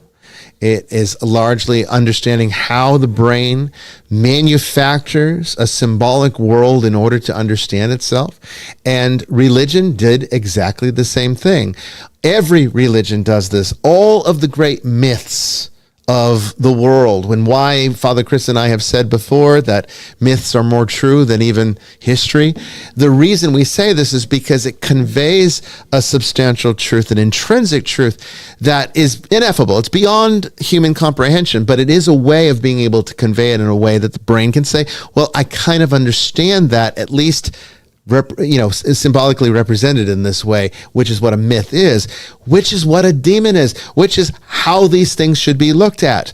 There is no, and I've said this before, no competitor to God. Okay. And the Jewish people, particularly, pre-apocalyptic, would absolutely have no problem with saying that there could be no competitor to God. It would be blasphemy to even assume that there could be. We talked about the Zoroastrian influence, JJ, either the last time or the time before, or maybe both times. But I think when we start talking about things like evil and demons and understanding things like angels and fallen angels, I think, honestly, I've reached the conclusion, and this might be too avant-garde for some people, but I've reached the conclusion that this now, in today's day and age, is doing more harm than good. I think it worked in the Middle Ages when people were more superstitious and they could relate to these kinds of stories in that way. But in today's very hardcore materialist postmodernism, that we are, very just obsessed with science but yet still very literal, still very not able to understand nuance. It's even worse, I think, in the younger generations. So when you get to something like a demon, nobody knows what it is. Nobody even understands what it is you're talking about. They think you're talking strictly about some kind of mythical being hiding in the shadows that looks like, these horrible pictures, kind of like the little picture on your wall there behind you, JJ. But it has its roots in a much more complex, much more sophisticated, far more intelligent culture that the Hebrew Bible comes out of than anything we have today. Absolutely. Yeah. So, how do we, before we start talking about ghosts, because that's the next direction here, how do we bridge this gap? What can we, other than shows like this one, where, we get into all sorts of trouble for telling it like it is and people don't want their paradigms tested. But how do we bring people to understand that there's a deeper relationship we can have with God if we get rid of some of this nonsense that's been collected over the years through the superstitions of religious people? I wish I had a fantastic answer to that. And I don't. In fact, that was one of the, when I started off the podcast, it was really about, let's explain to people some of the weird and strange stuff that I got a chance to study in grad school and in college. And then I finished that after episode 3. And I'm like, okay, well, what the heck am I going to talk about now? And it really shifted direction into this concept of leading people to understand how the past in this really strange period in time directly influences how we view these matters today, even though it is so dramatically different in a much dumber fashion than I wish would be the case. You have certain, and I'm not going to say all, because I'm not going to disparage anyone or anyone's denomination, but I grew up Southern Baptist, and in that tradition, everything is a demon. That explains what I went through tonight. Yeah, I lusted after a woman, so therefore that was the demon of lust that infected my loins. No, it's nothing like that. No, it's because you're a dude. Well, and the other part of it is that a lot of churches do not adequately prepare its believers by talking about these things in a cogent and rational fashion. It either makes every shadow into a demon, or it completely denies their existence. And that leaves people wide open for all kinds of influences. Or even worse, there are these deliverance ministries out there that would sit there and give people a weekend crash course, and now you're certified and go out and you can cast out demons just like anyone else. And that is doing nothing more than putting these people directly into harm's way. I say, or worse. I was just sorry. No, go, Brandon. Yeah. I was like, or worse, you can just do online certification to be an ordained minister. Well, I was saying that tonight. It's like I understand some of the concerns. Apparently, there's a 200-acre property around here. I'm not sure where it is, but they were talking about a 200-acre property that was purchased in the name of some church, and it was never used for anything. They got tax exempt status on it. And apparently, like 12 years ago, there was this massive concert that was held there, fireworks being shot off, and it upset everybody around. And so one of the individuals that was very nice came over and shook my hand and said, some of the resistance you're experiencing here is probably related to that, because this community had a lot of problems with that situation. But it started making me think about what you were saying, where there are people, and I said this to him, I said, you can just, go to Universal Life Church, give them like $40 or something, and print out a download of your diploma that you're now a legally ordained minister, and it is legal. And then they can go and they can start a church if they want to spend the $500 or $600 it takes to, pay an attorney to get your 501c3. And then now you're a legitimate church and tax exempt, and you can just go buy up all this property, and do nothing.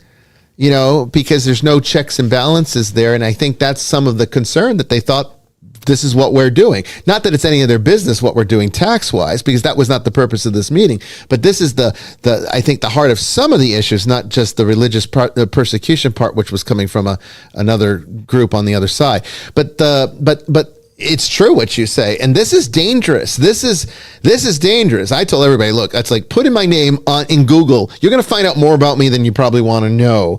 If anybody questions that I'm not operating as a bishop, then you don't know how to use the internet, because there's too much information out there about me at this point. But the fact is, this is what people do with Reiki. This is what people do with, we obviously said ordination. Universal Life Church, they'll take it from it. They don't even check to see who you're ordaining. People have had their cats ordained by Universal Life Church. They've had their dogs given an ordination with this thing, and it's legal. That's the real thing. This is legal. This is a legal ordination. I would think it could be challenged that if it's not a person, if somebody were to try to do something, then that's when they would run into issue. But the fact of the matter is, this is dangerous. And so any kind of loosey-goosey stuff that people are doing when it comes to spirituality is very, very harmful. So I agree with you there. Now, one of the other things, JJ, that I want to get in here before the next break, which is coming up here in about 8 minutes. We're not in the normal time of the clock, so we're going to just follow the normal hour segments. But ghosts, because interestingly, the Old Testament, or the Hebrew Bible, has examples of this in a way. It's not quite, I think, how modern people see it. And it really gets interesting, because when you start to think about these prohibitions that Christians, rattle their mouths off about, like tarot cards and divination and all these evil practices of the occult that they talk about, they don't understand that the reason they feel this way comes from some verses, of course, in the Hebrew Bible that becomes the Old Testament for Christians, that really what they're talking about are certain necromantic practices, and the actual conjuring of a dead person is really where the unclean aspect of these activities is coming from. So let's talk a little bit about ghosts, because I don't know, correct me if I'm wrong, but you really can't separate ghosts in the Hebrew Bible from necromancy, at least in general sense, other than if you're talking about like Sheol and the shades, and when it's like literally talking about the dead in the abode of the dead. But when you talk about ghosts walking around, it tends to be because somebody's trying to conjure them. Is that not correct? Well, it's hard to say. And Okay. the reason I say that is that if you think about it, Judaism did not grow up in a bubble. It wasn't isolated onto itself. It grew up in the midst of all of the other religious traditions that permeated the land in the Middle East. And one of the biggest and most influential would be that from Babylon. And the Babylonian religion, whether it was Sumerian, whether it was Akkadian, they have an extensive history of dealing with demons, protector demons, ghosts, and exorcisms. And as a result, it's really hard to say that. I know that a lot of certain denominations will say, oh, there's absolutely no ghost. It's either a demon or it's nothing. And the Hebrew Bible does not support that because there are so many admonitions against dealing with ghosts of any type. You've got Deuteronomy 18:9-14, Deuteronomy 26:14, Leviticus 20, Isaiah 26:14, Isaiah 19, and the list just keeps going on. There are so many. You even have in 2 Kings, which is probably one of the biggest things, where you actually have people practicing actively magic and necromancy. So these things were extremely real, even though the Tanakh tries to forbid dealing with either one of those. But yeah, according to the Hebrew Bible, I think it's nigh on impossible to divorce any talk of ghosts from necromancy or magic. It's almost the two are mentioned almost in every single passage. And it would also have a relationship with, things like life force, the blood being an unclean thing. And then, of course, having to prepare a dead body makes you unclean. That kind of thing. Death and anything associated with death has sort of that attribute to it.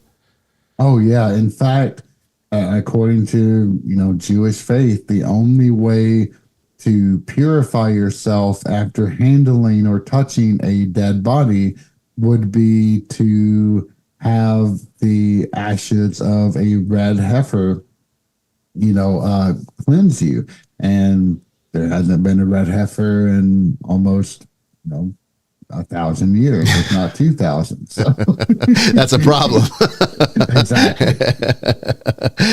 So as far as like Dybbuk's, now that's not necessarily a Hebrew Bible thing. That tends to be more of Kabbalah and, of course, some of the extra sources that the Jewish religion sometimes subscribes to. So when we're talking about like ghosts in the modern sense, a Dybbuk is probably the closest thing to that, kind of like a wrathful spirit or something that has unfinished business. Jewish Kabbalistic exorcists will negotiate terms with a Dybbuk to get them out by saying, usually they're here because there's unfinished business. We can resolve this. It's not seen as a fallen angel in that sense. So where does that fall in, or how did that concept evolve into what exists today? Because I'll tell you right now, JJ, I know my attorney, one of my attorneys, is helping us with this situation right now, in fact, is Jewish. Wonderful guy. He's never charged the church a cent, does everything pro bono. Unfortunately, his area of law limits what he can do in certain contexts, but he's been very helpful with advice and things. But he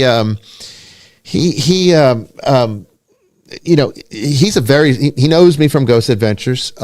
He very much believes in ghosts. Most Jewish people I know do. So let's talk a little bit about the ancient concept all the way now to the modern day and how it became what it is today. Sure. Dibbuk, the original word comes from the Hebrew word of divuk, which means a case of attachment.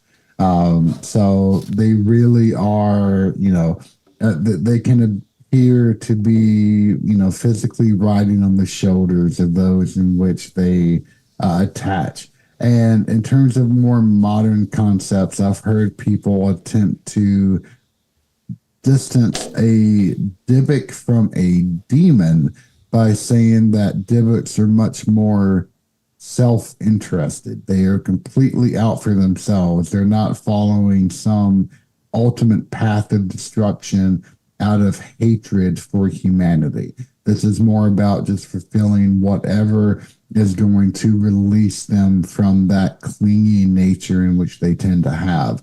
You don't really kind of find them until much, much later, around 16th century writings. Mm-hmm. So completely outside of everything. Although, I've heard some people argue that they tend to come from the idea of a night hag, which is Lilith, but that, it could be more of a case of folk etymology. Yeah, and I mean, the 1600s is really when Kabbalah was developing as a Jewish mystical practice. So it would make sense that all of that would have been happening around that same time. Exactly. Yeah. Although I think that there are roots of Kabbalah even so far back as the 12th century, but I am not an expert in that. So. Yeah, no, you're right. I mean, I'm not either, but what I know of the history of Kabbalah, yes, its roots are 1200s, but its development in the iteration that it tends to exist today with the mystical tree of life and things like that, it tends to be like a 1500s around there, I think, is when that started. Exactly, you're right. Yeah, and that's when tarot cards, incidentally, started to come around, and their associations with the mystical tree of life and Kabbalah are related. There's a relationship between that. The 78 paths of the mystical tree of life correspond to the 78 cards of the tarot deck. It's really very interesting stuff to get into medieval mysticism, and a lot of it comes from these Jewish practitioners, especially angelic script, which is one of my most favorite topics of all time. yeah, like Enochian, right? The Enochian, you talk about that?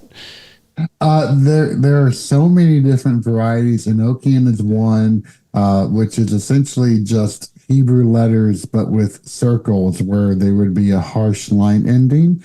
But you also have much more elaborate ones, which are based upon astrological sigils. If you've ever seen the movie The Prophecy, maybe, I'm not sure. With Christopher Walken as Gabriel. It's a long time ago, though. I don't remember it very well. Early 90s, maybe? Yeah, I think so. But there's a scene, I mean, the movie's by and far trash, but it was extremely well researched in one scene where they enter into a cave and they see this angelic writing, which then inspires them to have visions of the war in heaven. And that writing, I made it a personal mission in college to figure out what in the world this writing is. And come to find out, it is based upon magical text from the 1600s written by Albert de Magus, which depicts angelic names in these weird combinations of astrological sigils. And believe it or not, the college in which I got my undergrad degree in had a first edition print of this book that I got to hold in my hands.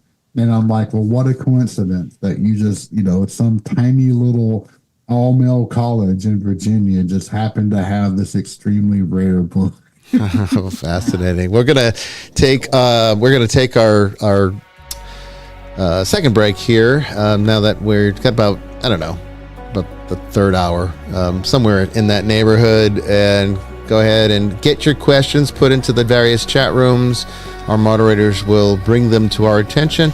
If you have any tonight, I think I'm going to just stay off phones today, if that's okay with all you guys. I don't really feel like dealing with with that added thing. Let's just keep it to the chat tonight, okay? Go ahead, put your questions in. We'll be right back after this.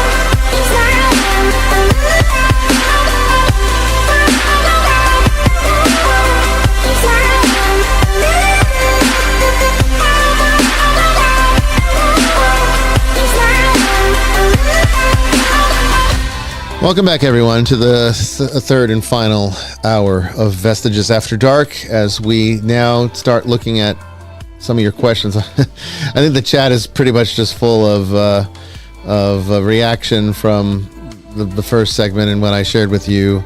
So I understand. But if you've got any questions, let us know. We'll do our best. And I know Father Chris can always dig out a few questions for our guests as well. So we'll do our best. Okay, we'll do our best. There's always something that can be that can be dealt with, and we have quite a bit of more material here to ask JJ about. This is a topic that really never quits educating. So more to come. Don't go away.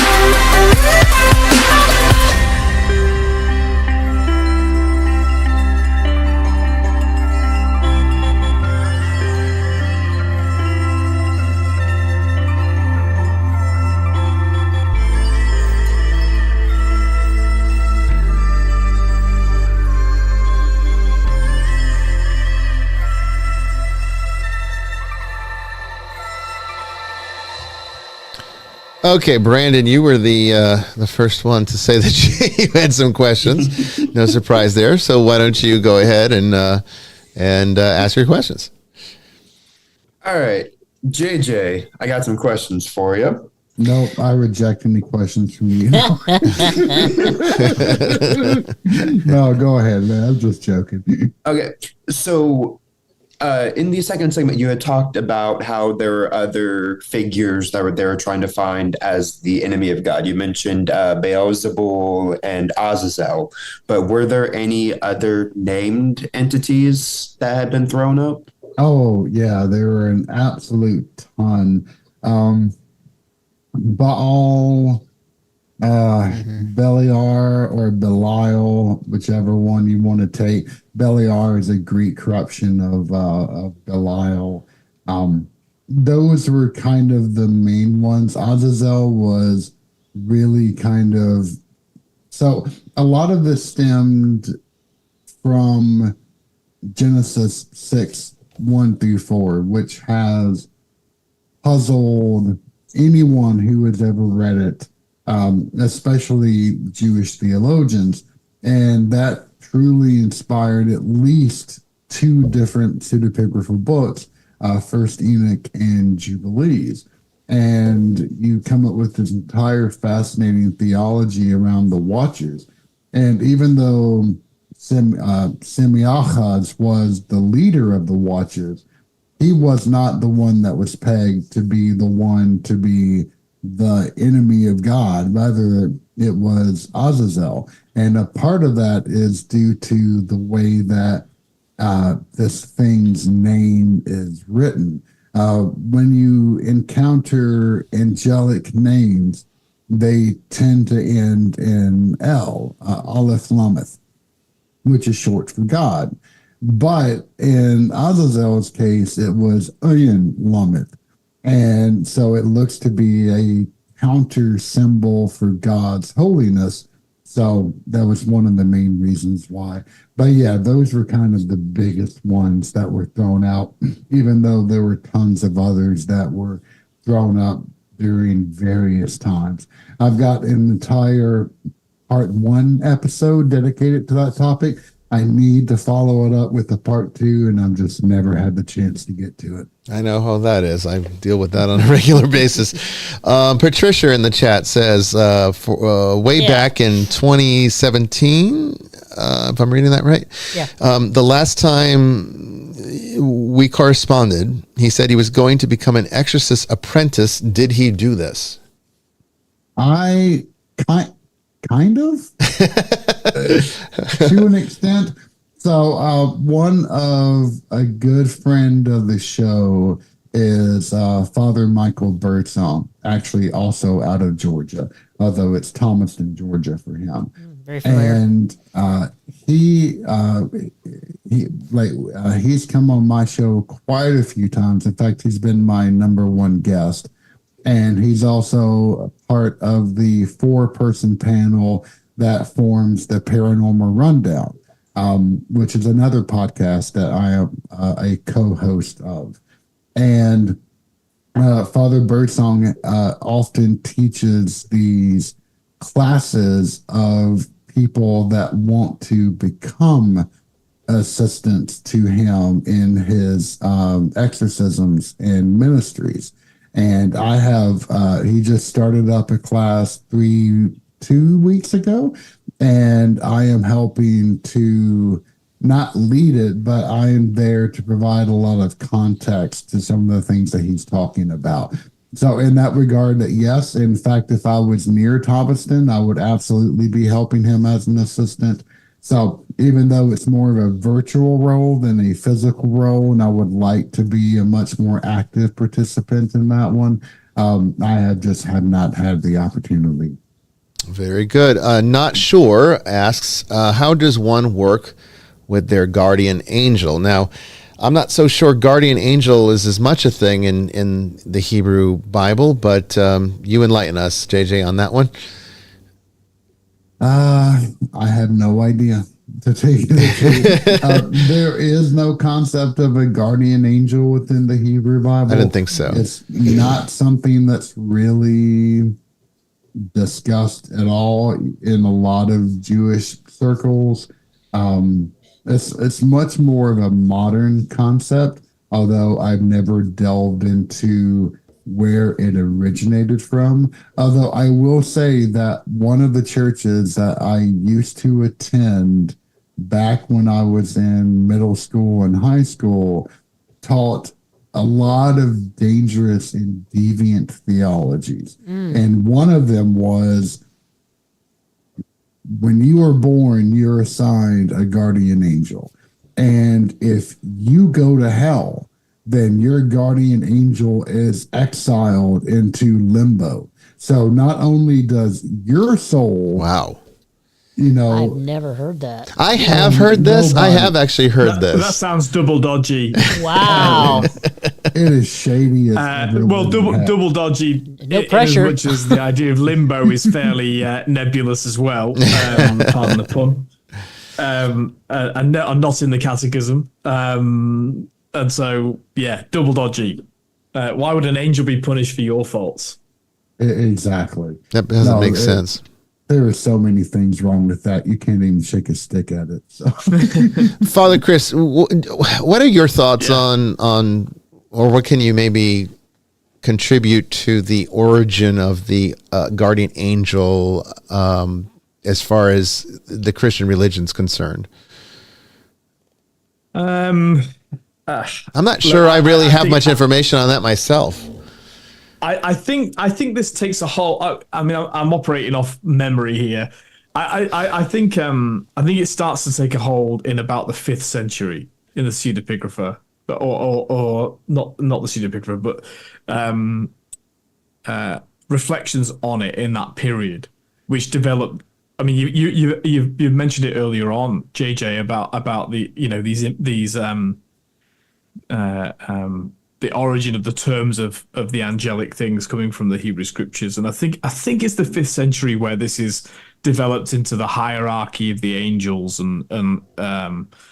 but I think it certainly exists within the early church rather than from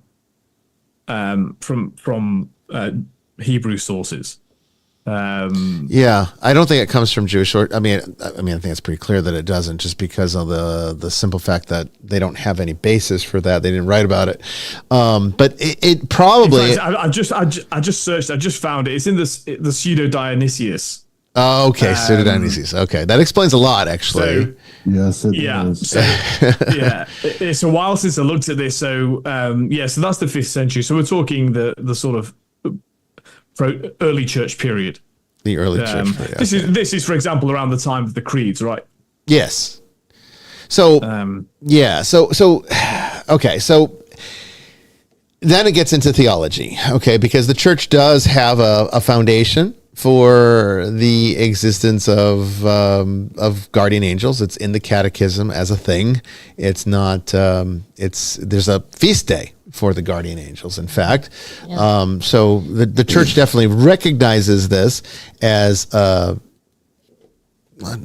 guess it could be said it's a doctrine, and since it has its own mass, it's got to be a doctrine. I think this does actually point to something that I was going to ask JJ about, because the reason that we're all a bit, actually, I've got to check that, is because this is actually part of Christian mysticism, but this is kind of official Christian mysticism. Like, yes. This isn't the church doesn't push it into the esoteric, actually, even though it kind of is.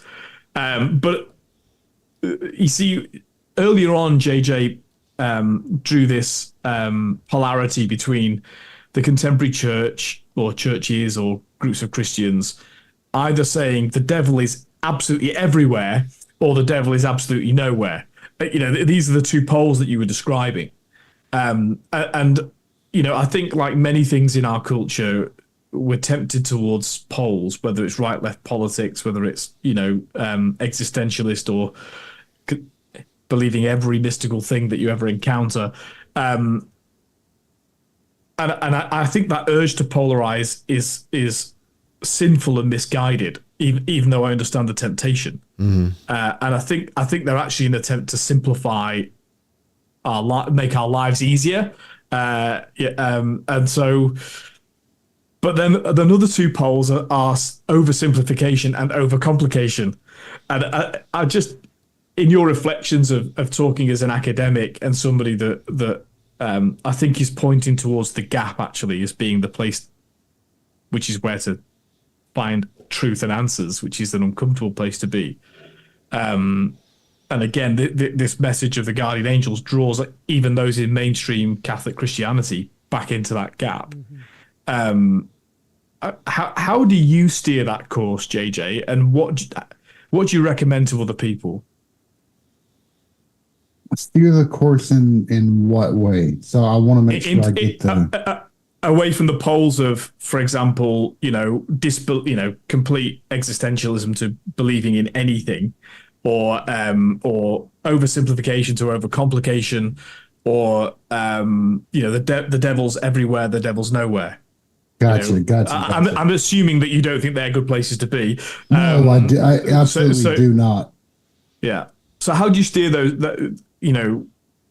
For example, we know we're not saved by knowledge, right? We're saved by faith in Jesus Christ. That's what Christians believe. Mm-hmm. But we're not saved through ignorance either. How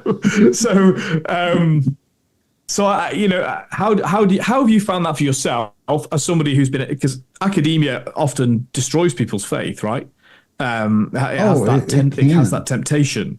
So how have you steered that course? And then how do you recommend other people avoid, either getting so bogged down in detail and complication that they're not really seeing the wood for the trees, or just sort of dismissing things altogether to give themselves an easy life? So you don't ask easy questions, and I like that. I guess there's a few ways of this is how I deal with it. I think at the end of the day, you have to choose your answer for yourself. And for me, when I heard Immanuel Kant's answer to this question, it really kind of solidified a lot for me. When I was very young, I truly wrestled with my faith, and I needed personal crutches in order to uphold it. And now it's just a part of me. I don't have to think about it. I go looking for it. It's always there.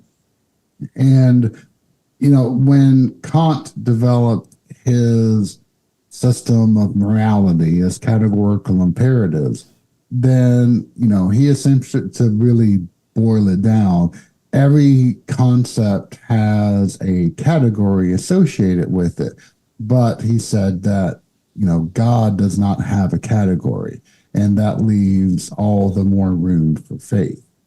When I'm talking about these particular topics, I try to elaborate upon the historicity of all of these ideas. And it's not to confound or confuse people or to lead them away from faith. It's rather to inform it. Because, yes, academics can absolutely destroy someone's faith. For example, you're reading the Bible and you realize that there are, entire omitted verses between different versions, whether that be the Vulgate, the Septuaginta, the Hebrew Bible, etc., or that in the Hebrew Bible there are 100 different hopex legomena, words that are used only one time, and we truly don't understand a lot about what those words truly mean. In fact, there are sections of the Hebrew Bible that we think we know what it's talking about, but we're not really quite sure. And that actually brings up the topic of Azazel. But none of that is meant to say that your faith or your worldview is invalid. I think that being able to understand the history and to embrace it will only make your faith and your knowledge stronger. And that's what I try to elucidate and elaborate upon in the podcast. And it's what I follow in my life. Because to me, you have to have knowledge in order to combat the world, in order to look at history and to truly embrace it. And if you can't, then you are dwelling in ignorance, whether it is by choice or whether it is by, accident, omission or commission, whichever way you want to go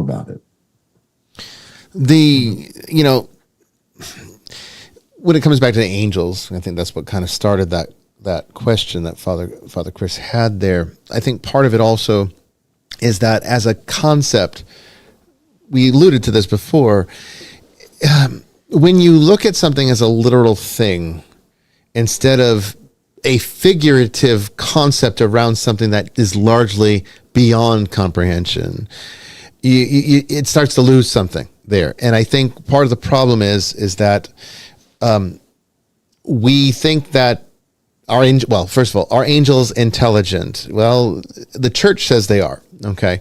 Are they almost, are they part of creation? Church says they are. Are they another species of creations, like something that's a different species from us? The church says they are, not, incorporeal, with the ability to sometimes assume corporeal form, but this should not be confused with the idea that they're just merely another kind of being that's out there, which is true but incomplete in its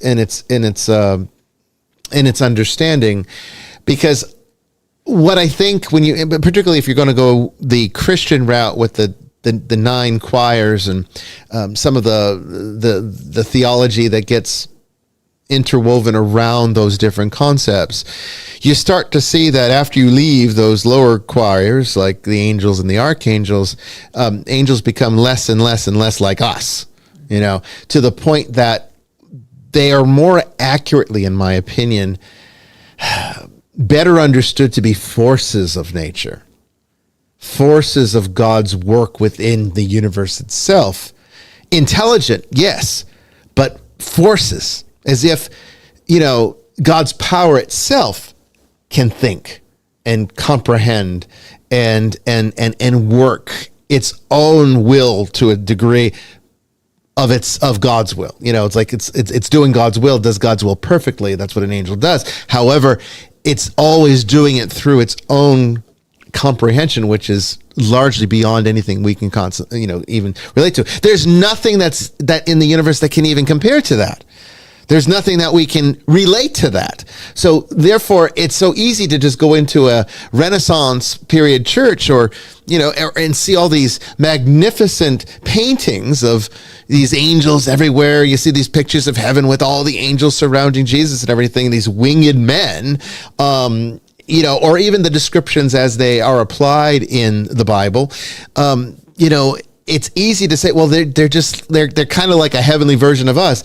That's a really very poor way of looking at it, because it's really just man trying to anthropomorphize something that is so far beyond. We're talking about forces. We're talking about divine power interwoven into the structure of the cosmos itself. There's no frame of reference for that.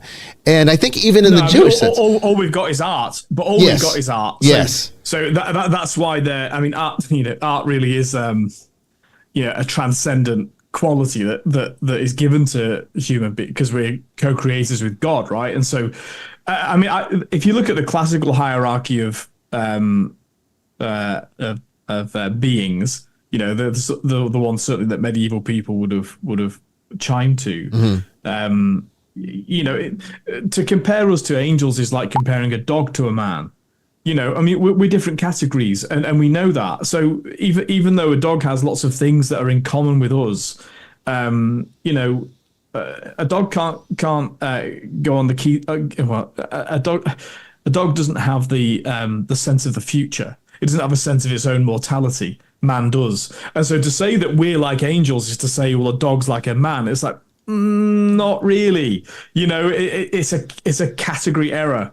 And even less so for angels, because they're pure spirit without body. Again, to use classical church definitions of an angel.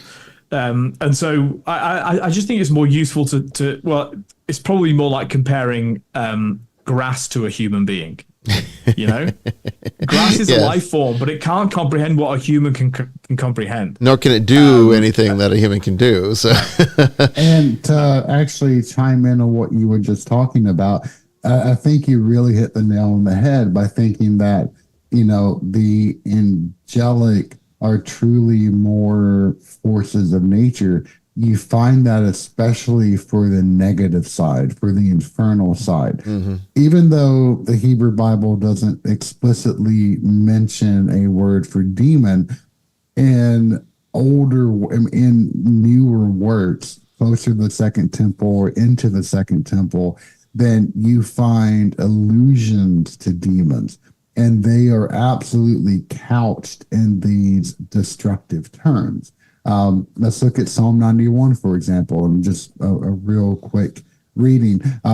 You will not fear the terror of the night, nor the arrow that flieth by day, nor the pestilence that stalks in darkness, nor the destruction that wastes at noonday. Each one of those four are allegories to the demonic. And in fact, the arrow that flieth by day is a well-known reference to Lilith herself. Yeah. And, you know, this is something that exorcists will testify to, that we see, you know, and even people that have encountered demonic experiences and would be seeking an exorcist can sometimes testify to this. But oftentimes, you know, I've mentioned this before, part of the rite of exorcism is to use the tools of the church to get the demonic entity to reveal its name. And, you know, I've said this is a very important part of the whole process. And occasionally a person that has a demonic attachment or oppression will be able to say that they can hear the demon talking to them, and it will sometimes give it its name. And a lot of times these names, when it's not these elaborate medieval grimoire names. It's lust. It's selfishness. It's apathy. Sometimes it calls out various crimes, murder. I think I've said there's been one that was pedophilia once. These are definitely what you're talking about. These are infernal, evil activities within the cosmos that manifest themselves through human beings. And, you know, Jews understand this perfectly, because the whole concept of the serpent in the Garden of Eden. Here's these Christians being really silly about it, thinking that this is an actual historical story with a snake hanging in a tree talking and tempting Eve, when in reality, you know, the Jewish people have always understood this is the Yetzer Hara. This is a metaphor for understanding man's proclivity to do the wrong thing, and how this can manifest. The multiple of demons is ultimately these evil actions that we take on, that we choose to do. There is no such thing as the devil made you do it. The temptation is within yourself to do the wrong thing. And that is what is being exercised.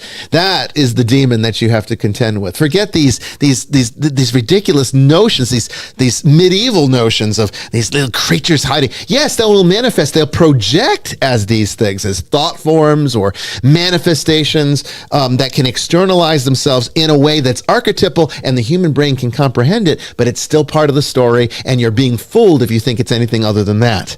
That's the whole point. These are forces of nature. They're smarter than you are. They're more clever. They're more powerful, and they can do these things. And your mind is very much, if it's not structured, if you don't have a lot of control over it, and let's face it, most people out there don't. We saw that tonight. You know, it is absolutely vulnerable to anything the cosmos wants to throw at it. Do you want to be a pawn of the cosmos? Then go right ahead. Be apathetic, and then let the Yetzer Hara have its way with you, because the Yetzer Hara loves to do the wrong thing, and the universe has all this dark energy in it that it can absorb and continue to proliferate. But it's still your choice. It's still you doing it, and it's only ever you. You know, you don't need Lucifer. You don't need demons. You don't need fallen angels. Okay, not in that mythical sense. All you need is just the willingness to do the wrong thing. And everybody's got enough of that. And everyone's usually very willing to do some of that. So, you know, I think that's kind of how I try to reel people back in as an exorcist. I think that's a far more effective work than, you know, going in. And I know that the television shows, unfortunately, I'm getting to the point now, honestly, I know it's going to depress a lot of you, but I'm getting to the point now where I'm not sure I should even do television anymore, because I have no control over what's what's being said. I have no control over what they show you. And it just makes us look like we're going in and we're just buying hook, line, and sinker into this worldview. And we don't. We don't. Even Ghost Adventures, unfortunately, is just showing you the spectacular stuff. They're not spending time with any of the conversation I have with the client, which is where all the real work happens. That's where the exorcism is. It's not the holy water. It's not the sign of the cross. These are just the archetypes that that help to compartmentalize the event. But the exorcism is actually communicating to the client what's actually going on in them that they don't understand, and breaking the worldview that's poisoned them into thinking that this is the way it is. So what we're doing tonight with JJ, coming on this show to be able to tell you some truth about the Bible for a change, this is exorcism, folks. This is the kind of exorcism I do. Okay? And that's the only exorcism you need. And I think we've done a pretty good job of that tonight, JJ. I would hope so. And I would like to officially say, I hope that this isn't the end of the show, because my first 2 appearances were cursed, and I don't want to be the end of things. Maybe what we need to do is restructure the institution into something that is no longer associated with religion. And that way, as far as the bureaucratic establishment is concerned, it's just another nonprofit doing some kind of educational ministry. Maybe the whole problem here is the fact that church is too provocative, and the term, doesn't mean we have to change how we operate. It just means that as far as the legal designation, which I don't give a damn about, I only had to do that because I had to do it. But, I can do Vestiges After Dark as Brian Willett. I don't need to be Bishop Brian Willett for this. As long as, we have supporters out there that are willing to keep this show on the air and keep the work that we do doing it. We don't have to do it as a church. Look, this is all man-made shit. Okay, even the way matrimony has been turned into a tool of the government, with tax benefits and everything else. This is a sacrament, people. This is something under God. And you can't. The government can't just capture this term and use it and manipulate it the way it sees fit. Why should anybody need a license to get married that's issued from the government when this is something that can only be issued under God? What's that? Why would anybody want one? Why would anyone want one? Exactly. For tax benefits. For tax benefits. Well, what's happened is that the church started to keep records. Okay. Well, and before the church, the Hebrews and others, but the church started to keep records, and then we handed them over to the government. Yeah, that went and right. The government have gone crazy with it, and so that's what happens. So people be careful that wish the downfall of the church, because what replaces it is always worse. But they're coming for you next. I can go back to guardian angels. I've traced. I can do it very quickly. I've traced the lineage. Okay.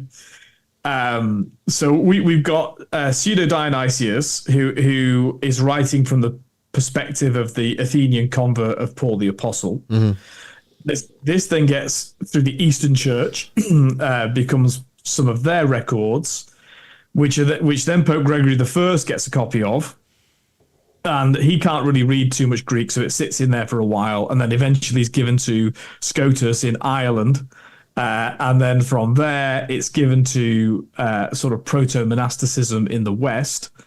And through that, eventually to Thomas Aquinas, and then to us. Yeah. Okay. Yeah. There you go. So that's the route. That's the route. Yeah. It's interesting. It really is. And see, this is the problem: is that who's going to spend time, unless you're somebody like JJ, who loves to educate himself in these obscure arenas of knowledge, or like myself, having done the same, sometimes to do the same, or Father Chris too. What chance in hell does the average person have, unless you find this show or hang around people like us, how are you going to have a chance in hell of understanding some of the complexities of the Judeo-Christian worldview? You think you got it. You think you go to church, you hear your pastor talk, he reads the Bible to you, you read the Bible at home, and you think you get it. You think you understand it. You think you get the whole thing, and you let your culture dictate to you what it means. You let, and then you play the little game of like, oh, well, like-minded people I'll listen to. You're too different from me. I'm not going to listen to you. And you've already signed your own death warrant when you do stuff like that. Okay. Because once you've closed yourself off to the extent of knowledge that the Judeo-Christian worldview contains, and you're only focusing in on the little parts that you like, you're worse than a cafeteria Christian at that point. You have become nothing but a myopic pawn of basically, it's just idolatry. It's idolatry. Well, it's like just eating candy and wondering why you're sick. Yes, it is. But it's people start misplacing the worship for God and replacing it with the worship of ideas of God. And I have fought this all my life. This is why I've had such a hard time as a priest, as a minister, as a religious leader, because I refuse to give into that, and I refuse to let anybody that I associate with give into that. I can't let you do it. It's too perilous out there. I can't let you, just do the easy route and be like, you know what? I'm just going to tell everyone what they want to hear. I'll get whole lots of money. I'll be like Joel Osteen. I'll get my own jet. I could play that game. I'm certainly charismatic enough. I think so. I think I could. I could put on a nice show. I could wear a persona like everybody else in the world does. I choose not to, because authenticity means more, and it should to you too. This is not me telling you how much better I am than you. This is me telling you that this is the only way to be a true Christian. Okay? It doesn't make me better. There's only one way to be a Christian, and that is to be authentic. Anything else is idolatry. Anything else. Whether it's your Bible that you worship, whether it's your ideas that you worship, whether it's your pastor, your church, your religion, your denomination, your politician that, you vote for because he's a good conservative Christian, that's all idolatry, all of it. And it's all going to condemn you. I mean, that is what Jesus is saying is actually what condemns you. When he talks about condemnation, it's not talking about the sinner that's trying to make the best of his life and he makes mistakes. That's not what there's nothing but redemption in Jesus's words for that kind of person. When he talks harshly, pay attention, read it, go back and read your Bible in English, any version you want, doesn't matter. You'll see it there. Jesus clearly states when he talks condemnation, what condemns you is what I just said. It's not the sins that, it's the unwillingness to see the fault, the folly in your actions, and the idolatry that's true. You know what? That is really part. We just had this at Mass the other day in the lectionary. This is truly also part of the unforgivable sin of blasphemy against the Holy Spirit. Because, go ahead, Sam. If I can, sorry, if I can just chime in real quick. Please. Read Hostage to the Devil again. Yes. The one story about the priest that becomes demonically possessed is because he begins to substitute the divine with feel-good words like light, and that opens him up because he fell into idolatrous faith. Mm-hmm. And nothing is more dangerous. Like for me, I could go the conspiracy theory route. Yeah, I could sit there and say, oh, yeah, the Loch Ness Monster is in cahoots with a giant of Kandahar, and he just eats her all over the world on the flat earth, and everything's fantastic. And I could probably rack up millions of views. I would kill myself before I do that because it's wrong. Yeah. No, it is. Spread ignorance is wrong. But people make a lot of money doing it, JJ. They do. I mean, and I don't. But, that's my lot in life. It is mine too. But Bishop Brian, you named it earlier. I mean, the opposite of love is not hate. Hate is a reaction to a wound within love. The opposite of love is apathy, is indifference. I think indifference is the sin against the Holy Spirit. That's why it's connected. I mean, I think saying it's suicide is actually far too simplistic. I've been reflecting on this since the last time we spoke about it. It is the sense of apathy that my life doesn't matter to anything or anyone. That's actually the sin against the Holy Spirit, because you're saying my life doesn't matter to God, and you can't do that, because that's up to God, not you. And then listen to Jesus, like you said, and you're right, it doesn't matter which translation you read. The ones, he is so full of fear, full of force towards saying, let your yes be yes, your no be no. Be hot or cold, not lukewarm. And he says, "I will spew you out of my mouth when you're lukewarm." He really means, "I will vomit you." It repulses Christ. It's a repulsion. It's not vomiting in the sense that he's sick. You make him sick. He can't stand it. He'd much rather you be, hot or cold. It's interesting that you say that, because Tracy and I were kind of talking about that the other day. And as far as apathy goes, and suicide, and it's spot on, because I think part of the problem, part of the sickness of our society today is this idea that depression is an illness, that depression is some kind of disease that needs to be cured. No, depression is reality. If you're happy in this world, there's something wrong with you. Okay, you're the delusional. You're either fooling yourself, lying. But you should not be happy in this world, because this world sucks. And depression is not what causes the suicide. Suicide is caused by the world sucks and I'm not going to do anything about it. That's what causes suicide. So let's stop treating people with all these antidepressant bullshit, and let's start actually fixing the problem like I do, instead of everyone attacking me. I didn't mean to get it back on it, but my God, it keeps coming back to it tonight. But this is why I do what I do. For God's sake, this is why it's needed what I do. It's needed because nobody's doing it. All your psychiatrist wants to do is pump you full of drugs. Sure. and make, $300 an hour doing it, and billions for the pharmaceutical companies that are more than happy to comply with these toxic medicines. And they tell you, what's your, I'm depressed. Well, wow, that's really surprising. Join the club. In this world, that's surprising. How is that not normal? Of course it's normal. What's not normal is going through life thinking it's great. That's not normal. There's something wrong with you. Your life's been too comfortable. Someone's taking care of you. They've done everything for you. Actually get out there and get your hands dirty and see what grime is out there in the world and do something about it. When you become apathetic and depressed, well, that's when you commit suicide. That's when it happens. I'm very depressed. I'm a very depressed person.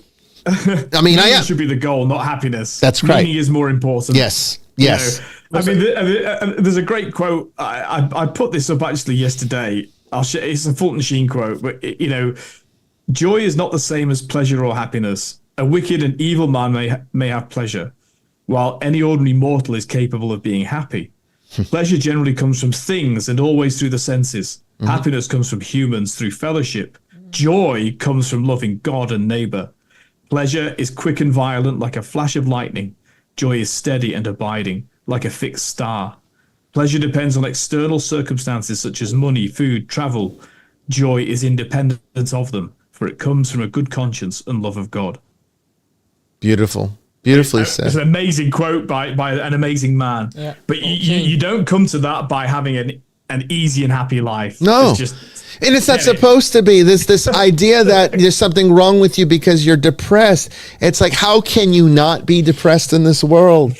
I am very, very depressed. Every single day I wake up and be like, what shit do I have to deal with today? Yeah. What kind of problems are people going to present? What kind of asinine shit do I have to deal with? But what makes me different than just somebody that's going to seek, the next, fix, whether it be some kind of hallucinogen, some kind of some escape with pot or THC or something. What makes me different is that I don't subscribe to those things. I no pun intended, no prescription. I go do what I can to make the world better, even if it's just that little tiny piece that I affect. That's the difference. I work through that depression. I do my best. Look, I don't do it perfectly. I kick and scream sometimes the whole way, but that's reality. That's the normalcy. Okay. It's not normal to be happy. There's something wrong with you people that are happy. Okay. There's something wrong with you. What the people that need help are the ones that don't want to do anything to make life better, because you can make happiness. And Father Chris told you how. The recipe's simple. Everything good comes from God. Happiness comes from that. It's never going to come from this world. So you materialists out there, you're screwed.